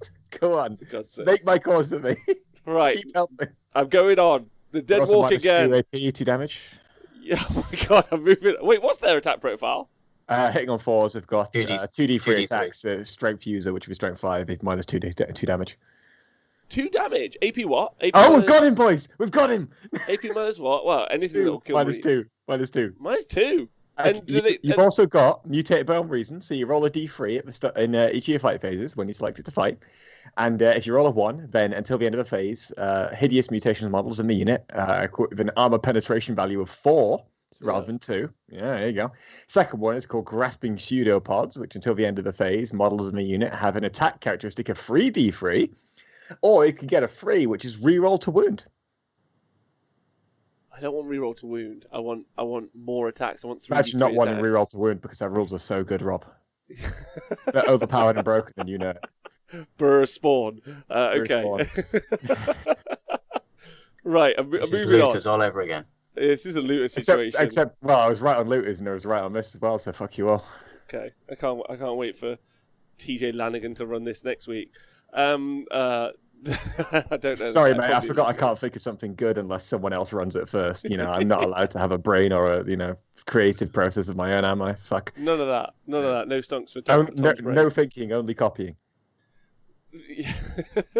Right, the Dead Walk again. Use this stratagem in your command phase. Select one of Poxwalker's units from your army and roll 7d6s for each. 3+, one of that unit's destroyed models is added back to it with 1 wound remaining. Models added back to that unit in this way can be set within engagement range of enemy units that are already within engagement range of the unit. Each unit can only be selected for this stratagem once per battle, and it's 1 CP. Pretty good for 1 CP.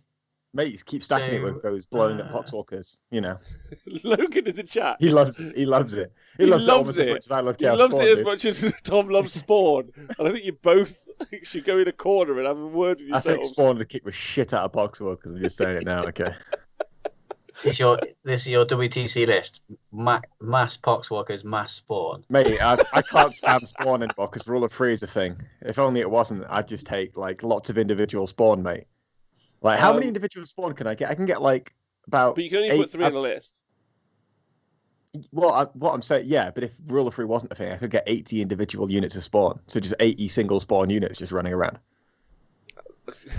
Please, can we talk about something else for this show? I don't think that fits in any kind of detachment, but theoretically. This is like the Nathan and the Gobapalooza. Right, okay. Right. So except you haven't found a mushroom to bully me over use yet. your stratagem in your command phase. Quite good question in the chat from Yes Meatballs. Are objectives secured at the start? Scored at the start or the end of the command phase? End of the command phase. So there we go. So that means that what you could do is you could, with this objective secured unit, you could bring some more boys back so you could outscore your opponent. They're like, I've outscored you by 1 with these obstacle units. You use this strat and you pop it.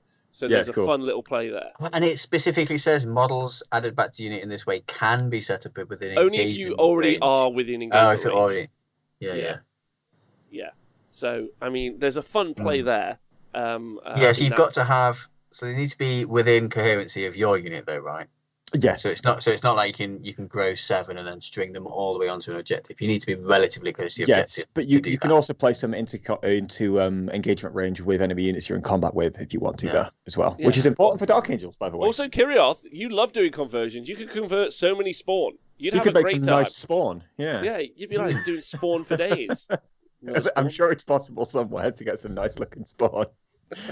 All right, so Dead Walk again is a good strategy. But if you are taking Poxwalkers and you end up in the right situation to put more Poxwalkers back on, I think that's really useful as well. Is there no other models added back to this unit this way can be set up in engagement range? Each unit can only be selected. So there's no actual any other stipulations. So if I wanted to, let's say you killed set 1 Poxwalker army for each 3+, roll 7d6s. So maximum I'm going to put 7 back. But you could string 7 for like a clutch charge. Does that make sense? Like they haven't put any other stipulations on how you bring them back. So you can string them out. This happens every fucking time, doesn't it? Yeah. It'll just work exactly the same as like Necron reanimation protocols. The new models placed will have to be placed within 1 inch. Within unit coherency of the existing unit that's started on the board. Yeah, it's just that every time GW release a rules like this, like it always has the same problem with it, and they always fix it within a couple of weeks. For God's sakes. Okay. All right. I like this stratagem if you're just taking 10, because I was considering taking just 10 Poxwalkers, not going full hog on the 20, but just 10 to fill 10 for a cheap backfilled unit and fill a slot in a battalion or whatever. So just having 10 at the back of the board. Maybe you lose a few, you just pop that on it. It's cheap 1 CP, bring it back to full strength. So how many points are 20 Poxwalkers, by the way? I've never seen anyone so excited about Poxwalkers in the chat. Look at this. Losing his fucking mind about last week when we were slagging him off, were we? And here he is bullying me for my chaos sport and fucking disgusting behaviour. All right, okay. 100 points to 20 is It's good. 100 points for That's 20 Poxwalkers. Oh, yeah. Okay. Okay. So that's 31 points more than free spawn. Okay. Can you tag a close unit next to the one you're in engagement range of? No. You can only tag a unit you are already in engagement range of. Yeah. That's true. Is the other one. Right, so Sickly Corrosion, 2CP. Use this stratagem in either fight phase or shooting phase. A model from your army makes an attack with a plague weapon. It scores a hit against enemy unit until the end of the phase. Until the end of each turn, each time an attack is made by a Deathguard model against that enemy unit, re-roll a wound roll of 1. Seems like... It just makes everything else plague weapons that isn't plague weapons. Yeah. I think it's good if you're taking a lot of bolter units. That's correct, yes. Because most of the other good stuff that you're taking in the book is a plague weapon already. Mm-hmm. It's only really bolters and a few other weapons, like maybe that Hellbrute that we're putting in all of our lists. That's taking advantage of this. So yeah, you're having mass bolters, because there is one strat to turn one unit to plague weapons, but this is a way to do it en masse. You'd have to do it in a different way though, right? So let's say you have an army just full of bolters. So you take one big unit of like 10 Terminators or what have you, you fire them, turn them into plague weapons, give them +1 to hit, and then you pop this so that you hit with those 40, and then suddenly everything else also hits them as well. And then rerolls 1s to wound, so basically everything acts like plague weapons. So basically you turn one unit into acting like plague weapons, and then you make everything else act like plague weapons. So I don't know. Reroll 1s to wound is nice. That brings up some good points. If you're running Mephitic Blight Haulers, not even those, multi-melters and missiles, being able to then reroll 1s to wounds, pretty useful. It really, really is. A couple of clutch multi-melters going into something and being able to reroll wounds against it. I mean, at the end of the day, you don't have to use this. Again, another great situational opportunity cost here in this stratagem. In that, if you wanted to, in the right situation, I like a lot of this stuff that you're not really necessarily building around it. This feels like stratagems that they should have had in 8th edition, which isn't how they really built it. This is more. This is a situational. Again, I'm firing into that. I really want to make sure that these couple of melters are going to get through. I'll bang that on. I'll make sure I get that. I get those reroll 1s. Yeah, there we go. That gets us through. We're laughing, which is quite good. I mean, 2CP. Quite expensive when you could at the end of the day be just re-rolling it for 1 CP for a command point re-roll, but it depends on what you have set up, I think, is the important point. Absolutely, that makes sense. Speaking of Mephitic Blight Haulers, should we move on to the next stratagem? Yes, please, sir. It's called Belching Fumes, and it's used in the opponent's shooting phase, and you select one Mephitic Blight Haulers unit from your army, and each time an enemy model makes an attack with a ranged weapon against that unit, you can reduce the number of attacks made by that weapon by 1 to a minimum of 1, and that's 1 CP if the Mephitic Blight Hauler unit is just one model, or 2 CP if it's 2 or more Mephitic Blight Haulers, which I think, you know what, it's got a lot of value if it's 2 or more Mephitic Blight Haulers, where I feel like if you just got the one Mephitic Blight Hauler, it feels like a bit more of a Hail Mary. Does that make sense? Yep. Because if you're firing at like 2 or 3 Mephitic Blight Haulers, you're going to get some kind of value there, whereas if it's just for 1, you're just like, I really hope they roll like a 4 to hit or something. That makes it like really, really difficult. Or like, it's actually really useful against things like multi-melters because they only get 2 shots. Yeah, it's a good point. It's also, good point. Also, it's a pretty unique stratagem. Oh, hell yeah. Yeah. Like, again, situational in the right setup. Are you taking Blight Haulers anyway is a great question. I'm feeling about taking two. I'm feeling about taking 2 1s. Okay. They've got a pretty small profile. Like, again, very much like Tom Spawn conversation. They're tough to deal with.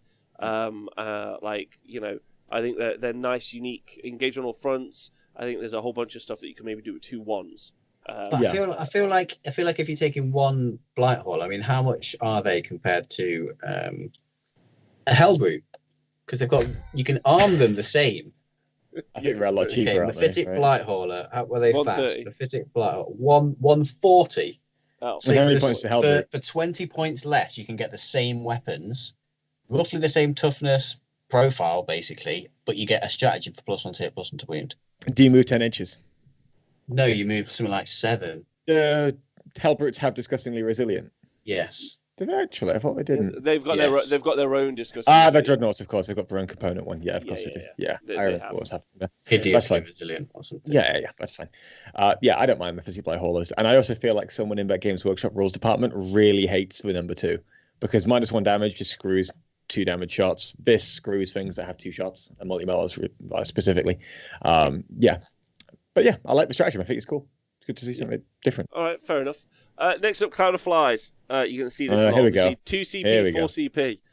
Use this stratagem at the start of your opponent's shooting phase. Select an Astartes, Bubonic Astartes unit from your army until the end of the phase each time an enemy model shoots. If that unit is not the closest eligible target within 12 inches of that model, and until the next shooting is resolved, that model cannot target that unit. In addition, until the end of the phase, if the selected unit from the bodyguard ability, it loses that ability, and if the selected unit is a terminated keyword, it costs 4 CP instead of 2.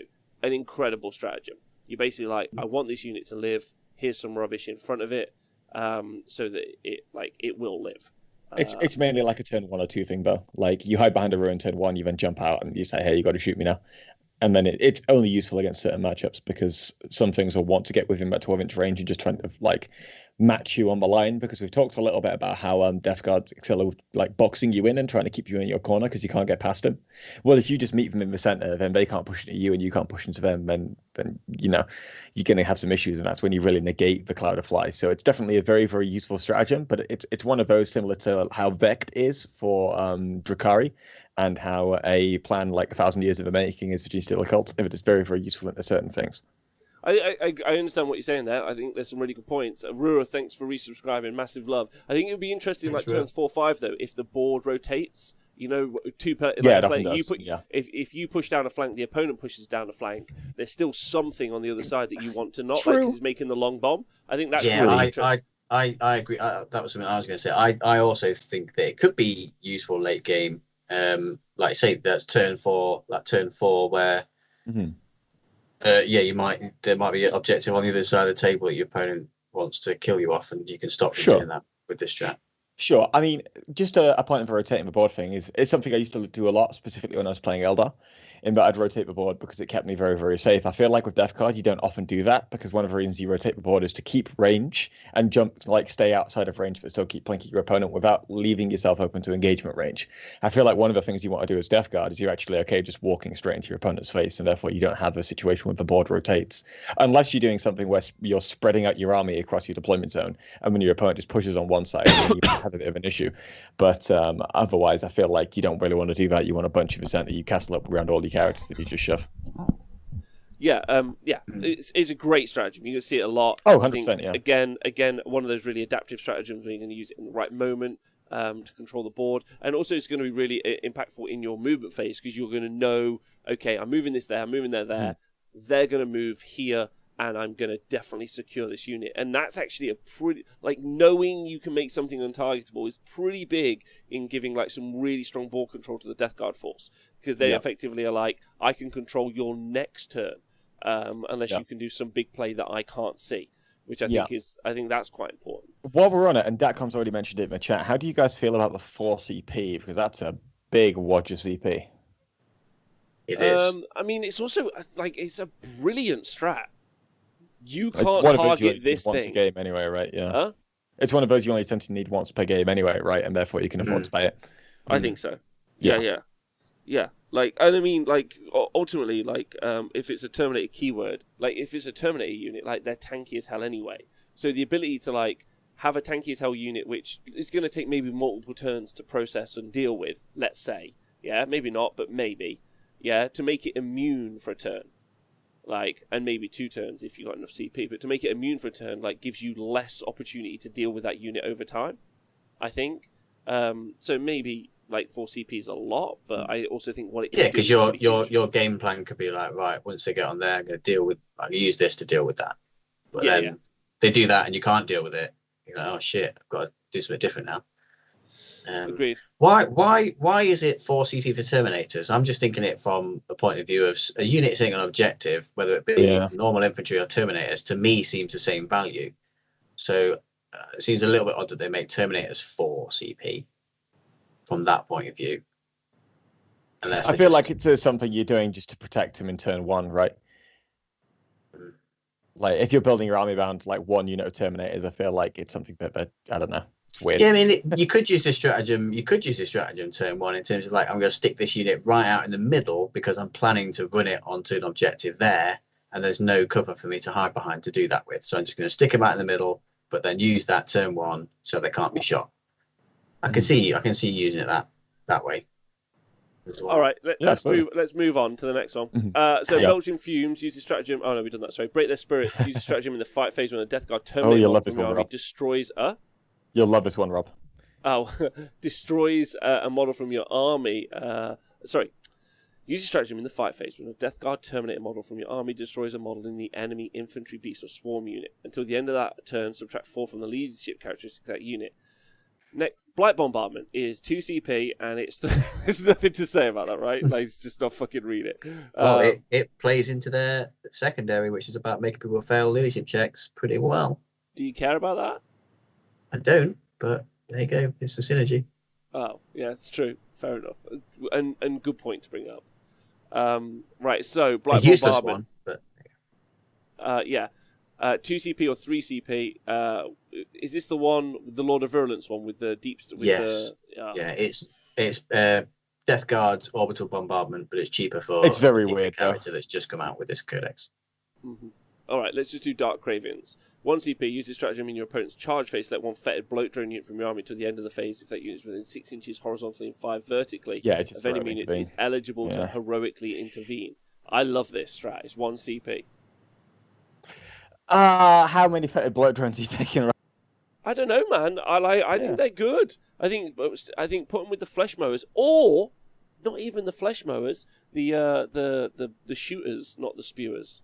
Whatever the missile rack is. Like I rate the profile of the missile rack. Yeah. I think it's good. But obviously in this situation you wouldn't use that. You wouldn't use Dark Cravings with the missile rack version. The heavy blight launcher, thank you. And the flesh mower, then the flesh mower is good. So like I can see unit of 3 flesh. I mean, a 1 flesh mower is great. Like you could take a 3 of flesh mowers and you could do some stonk work ultimately. You mentioned earlier, Rob, that you're going to take 2 blight haulers. I would prefer to take 2 bloat drones in that role instead, because I think the blight haulers, they suffer from not having weapons that are plague weapons. And I think the bloat drones are better in that role, just because if you're using them like on the flank for like occasional fronts or anything like that, I think it's better to have a choppy one, like a fighty one that's going to be able to just like Spawn, be a problem, kind of like a Spawn. But, the flesh mower guy, would be more of a problem. Yeah, apparently you can't take him in units now, so apologies and thank you. Really? Very sad. Yeah. So 3 now. Yeah. Okay. Well, in which case, that's blown some of my dreams. Actually, I was like, because I really like the blight launcher. I think it's got a good profile, and just to nip around. But having a flesh mower would be good as well. I like it. If you're having them in your list, I think you could set up some plays, which I think is interesting. Next up, Tom, do you want to take us through? Yeah, because you can threaten an objective with it, kind of like you said, Space Wolves can, because they can all directly intervene. You can just put it next to an objective. If your opponent goes on it, it doesn't kill you. Drone, then it's going to be chopping them up. Yeah. You've got a 6-inch heroic intervene there as well, so you can literally have it on the other side of the objective and you can't do anything. Also, before I do an extraction, thank you to Puke Newcomb for subscribing, renewing subscribing. Thank you very much. It helps Rob eat. We have got, next on the next page, we've got Demonic Gluttony, which is 1 CP stratagem. It's another fight phase stratagem, and this one you can use on any Deathguard demon engine, so you don't have to just use it on a Land Raider. And that model, use it when it selects to fight, and you regain a wound every time you kill a model with it. So that's a maximum of 3 wounds, and that's until the end of the phase. And now I did think about this. I thought about this in combination with that. What's a play company that allows you to hail vehicles with a character? I don't know its name. Don't remember. But you know what I mean, though, right? Yeah, we know the essentially heal up to 6 wounds off vehicles. I think that's funny. And 1 CP as well for 3 wounds, especially when you're on a toughness 7 platform anyway. Then that's 3 more wounds you got to deal with on a toughness 7 platform with an invulnerable save is not necessarily an easy thing to do, especially when you add in -1 damage. I think that this is, again, in a really good situation where you're just like, you've nearly killed it, or it's like you need it to just do a few more bits. Being able to regain those wounds is really important. And like I said, I think the drones, either the haulers or the drones, are going to make it in the list in those little ones, because like I think they're where you're going to spend your points really. And I think they're going to be super annoying. So I think my main thing is Oh, sorry, Rob, you finish your point. No, that's it. That's all I've got to say. I was just going to say, what do you think you put this on? Because I'm looking for the vehicles and I'm having to think about what is the best vehicle that is most likely to kill 3 models in melee. Either the bloke drone with the flash blower, or is the I was just looking, the Defiler demon engine, isn't it? Defiler. Yeah, Defiler is a demon engine. It could, if it has a Defiler Scourge, it makes 3 extra attacks with that, so it would have 8 attacks. It would, but I still feel like that involves you including a Defiler. They're quite slow. They've only got 8. Yeah, but you don't have to heal the 3, right? Even if you heal 2, like true. It's about the clutch situation where what you're looking to do is I need an extra wound on this guy for the next turn. But I don't think it's ever even worth it on the Defiler, at all. Just because it's the Defiler, you have to take it. It doesn't even have disgustingly resilient, for example. And it auto heals 1 wound anyway, the Defiler. So you could be healing a lot of wounds, but again, you've got to walk your Defiler up. And also, how do you even charge that thing? It doesn't even have a base. I don't get it. There's no. Usually they have a rule on their data slate, don't they, when they don't have a base? But there's none of that on here. So I don't know what you do with this thing. Really? It's just There's no measure to the rule. From the legs. You measure from the legs on the floor, or you make it crouch. There you go, Rob. Okay. Appreciate you all for. I was worried because I was about to get a Defiler, so that's gonna. Yeah, don't do that. I won't. Soul Grinder might have the same issue, by the way. Be careful. Yeah. Datcom thinks there might be a new model coming because that was fair. Right. Possibly. Flash Outbreak is 2 CP. Use your strategy in your command phase. Select 1 Plague Company unit from your army. If there are any other Plague Company units from your army on the battlefield that have a contagion ability that selected unit does not have, then until the start of your next command phase, the selected unit has all of the same contagion abilities. This is in addition to the ones it already has. Until the start of your next command phase, units from your army count the battle round number as 1 higher than the current battle round number for the purpose of determining the contagion range of any contagion abilities they have. What do you guys think of this? I love it. I think it's really good. Just for that extra range, that's fantastic for a start. But also, if you're comboing it... I was going to do a list of all the different contagion abilities that you have, but it's mainly things like the Warlord traits. So if you've got a -1... you can't reroll to hit or to wound with Invisoria, that's probably fine, but again, it's situational. Also, you could take the half movement thing, which, if you're taking that, you've got it spread across 2 sides of your army, then you're just covering the entire thing, basically, especially when you're then increasing that range with this. It's insane. And then you can take the +3 inches aura as well. I believe that's a lot of virulence, but I'm not certain. I think this will become clutch on the right turn where it's psychic power. What am I talking about? When your opponent's going to measure the range and be like, "Look, I'm outside 6. It's not going to affect me next turn," and then you just go 2 CP and you go bam, and then you just pop the range. I feel like that's a bit of a gotcha though. But but even if without the gotcha, it's kind of like, well, now I'm just controlling this amount of space because I can do it. Does that make sense? Okay, yeah. Fair points. Well made. Okay, good one. So Flash Outbreak, I think, is good. Next up, do you want to read the next one? Can I do the Blightening? Yeah, please do. The Blightening, because I love this stratagem. So the Blightening, I think, is basically the replacement for the Suicide Squad. So you use this stratagem in your shooting phase, select up to 3 Deathguard models from your army. So it could be 3 separate models from any different units combination. Until the end of the phase, plague weapons with the grenade type that those models are equipped with lose the blast ability and have type characteristic of Pistol 6. And each time that model makes an attack with one of those weapons against an enemy unit in engagement range, that attack automatically hits. So again, it's a little bit like the stars have to align for this to be really, really good. And it does rely on you being sort of in engagement range during your turn, so before you charge, so your opponent has to charge into you or be in a protracted combat. But I like the fact that you can choose 3 different models and their grenades become Pistol 6, they auto hit. And it's really, really good if you have because there's 2 characters that have extra special grenades. So it's the biologist guy and the foul blight spawn. So if you had both of those in combat and then another plague marine, could do some serious damage with those bad boys. So the biologist has a strength 4, AP 1, damage 2 plague weapon, and he also makes other plague weapons extra AP and damage 2 already. And then the biologist, where is he? So the foul blight spawn, he's got a grenade which is 2d6, so that would automatically make it a 6. strength 5, AP 1, damage 1. So I think it's a cool stratagem that isn't necessary. Would it be damage 2 because of it would make it damage 2, yeah. If he's next to the biologist. If he's next to the biologist.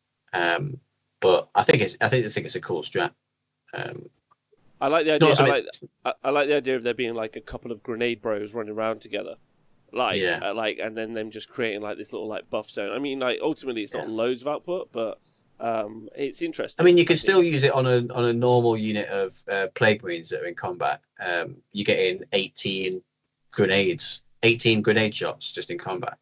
That's true. And again, if you made them damage 2, yeah. I think there's something to be said there. I think that's a good one. All right, fair point. Well made. Overwhelming generosity is the next strat. Use this stratagem in your shooting phase when a Deathguard unit from your army is selected to shoot until the end of the phase. Add 6 inches to the range characteristic of play weapons models in that unit that are equipped with. What do you guys think of this? I like that. I really like that because you could basically pop it on anything that's a bolt weapon as well by just making it a plague weapon. I think that's really cool. And that's another way of catching people out and controlling certain areas of space because you now threaten that, especially let's say we talk about the combo of Terminators again, for example, 40 shots hitting on 2s. You can just do that, right? And now you've got that hitting on 30-inch range, and then they're acting as a plague weapon as well, which is, it's not massively scary, but it's scary enough to deter a lot of things. I agree with that. I think also, like we've talked about before, like the threat range that you're going to get from the Deathguard army is going to be so important because like that minus toughness is going to be something that's going to be really interesting, and whether or not people don't care or whether or not people like actually try and get outside of that range of it, and then so being able to just like punch the range of some of those other weapons is going to it's going to be situational but clutch. So we'll just move on from that. Virulent rounds use this stratagem in your shooting phase when a Deathguard core unit from your army is selected to shoot until the end of the phase. Bolt weapons models in that unit are equipped with to have plague weapons. And there's a strat we're talking about. There we go. Yeah. Nice segue, mate. Yeah. So what do you think of this combo here? Nick, you got any thoughts on it? So I think it's best, we mentioned it earlier, I think it's best on a big unit Terminators where you get the most value from that strat.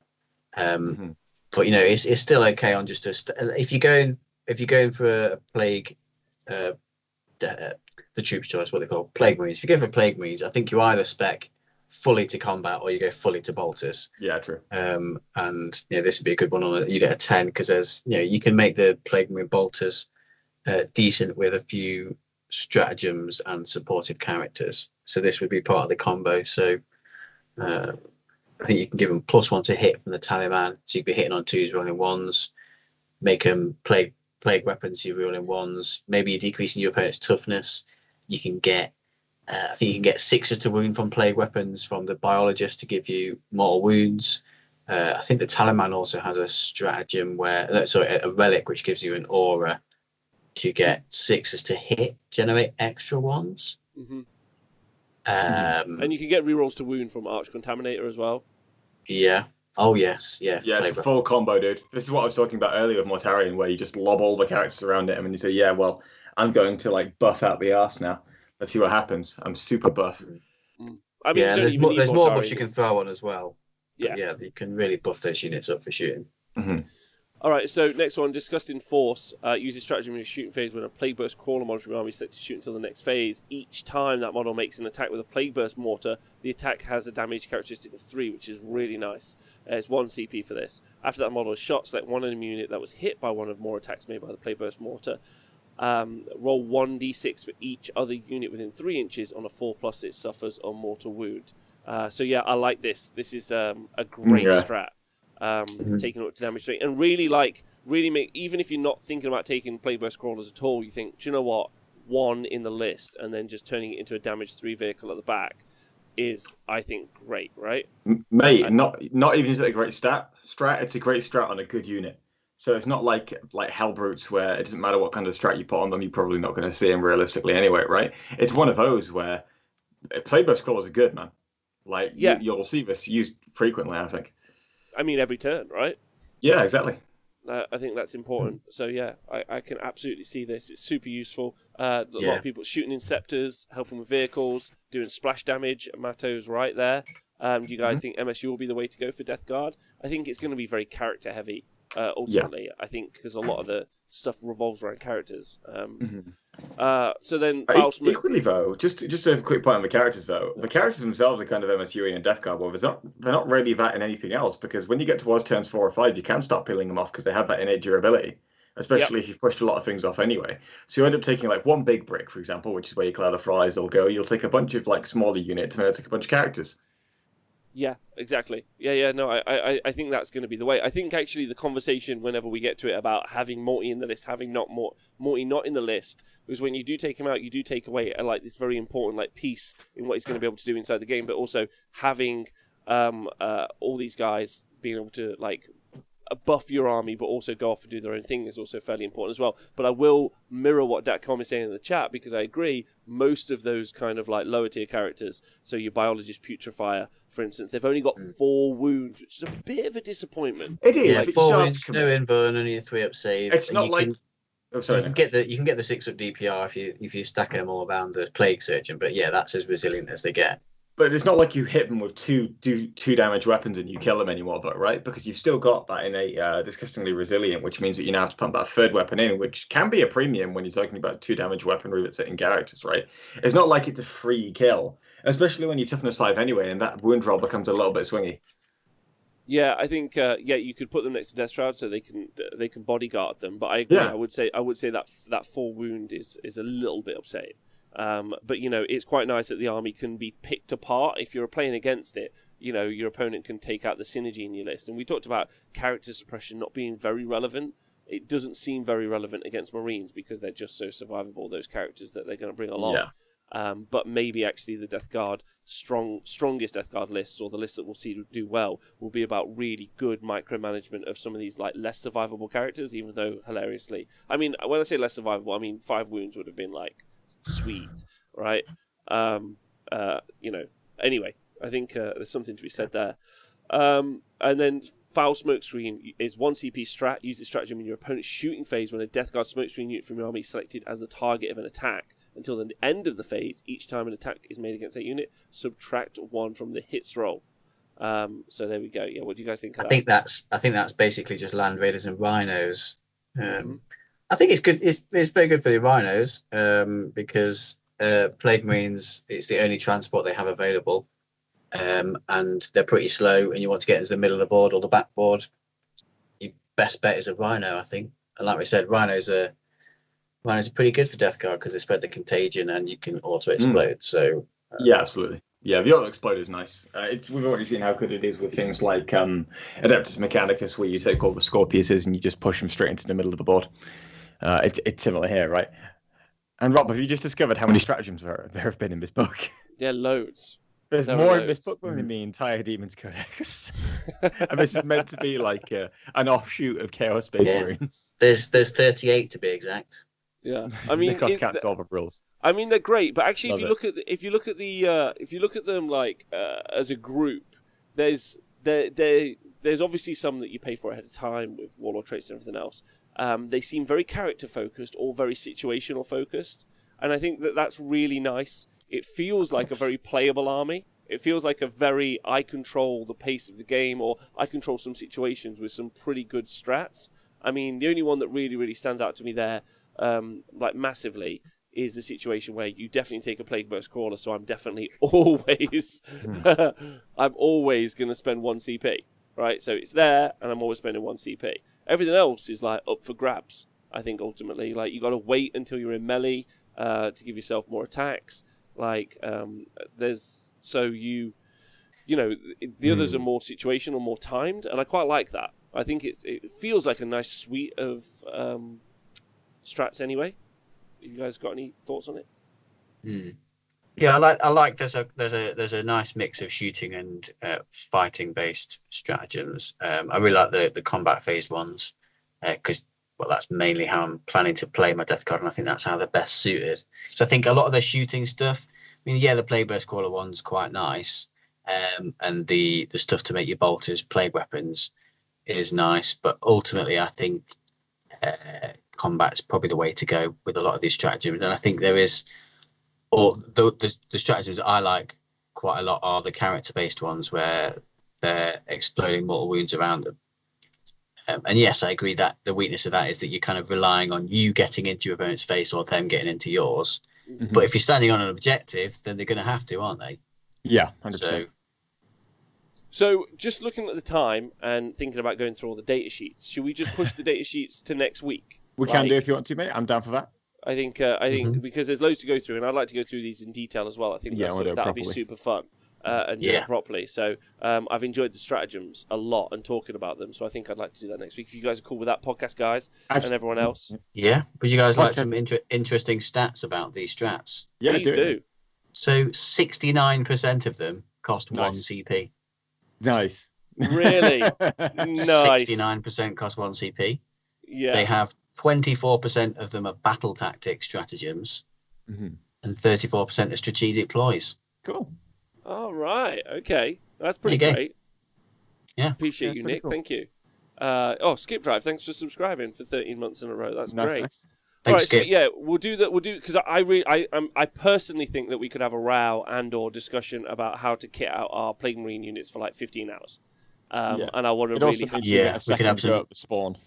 Yeah. We can have some really intense arguments about these units next week. Yeah. So, and I'm really up for that. I want to build our demon print. I want all to come with some demon prints builds that we're going to run and how we're going to play them. So I think that'll be super cool. So let's do that. Let's build our like Plague Marine units up the way we're going to run them. I think that's going to be super fun. So please do join us for that next week. That's going to be super great. Nick, Tom, before we head out, then you got any sort of like roundup thoughts or any shout-outs you'd like to make? No. And also, if are we okay with Logan? If Logan wants to come on the show next week and talk about Poxwalkers, are we okay? Hell yeah, that'd be funny. Yeah. All right, okay. We'll ask him, see if he wants to. Yeah, I'm down for that. Yeah. You got any roundup thoughts? Deathguard are fucking cool. Stratagems. Yeah, there you go. Sound. Well, that works. You got any shout-outs before we head out? I want to shout out to Naomi Nagata. I think you're pretty badass, and I hope you make it out alive. As a belters, keeper that keep. Oh no, I'm not gonna do it. That didn't work. Sometimes I can do better than that. Shout out to all the belters. No, that was terrible as well. That was awful. That. Yeah, don't do that. Sorry. Tom, any shout outs before we go? No, carry on. Okay, good. All right. I'm just going to shout out everyone. You're all great. Thanks for tuning in. Thanks for helping us getting the stonks up. Thanks for help getting the numbers up. We really appreciate that. You guys are great. Zaidi guy, hope you're well. I hope you get the book at some point. I know there's some issues with people getting it all. Everyone in the chat, thanks for being here with us. Everyone on Patreon, thanks for supporting us. Thank everyone in the podcast. Look after yourselves. If you guys want to join me tomorrow, I'll have Vince Ventrella on the show for the midday show, so that's going to be super fun. And we'll see you guys tomorrow. Everyone have a great day, and we'll see you soon.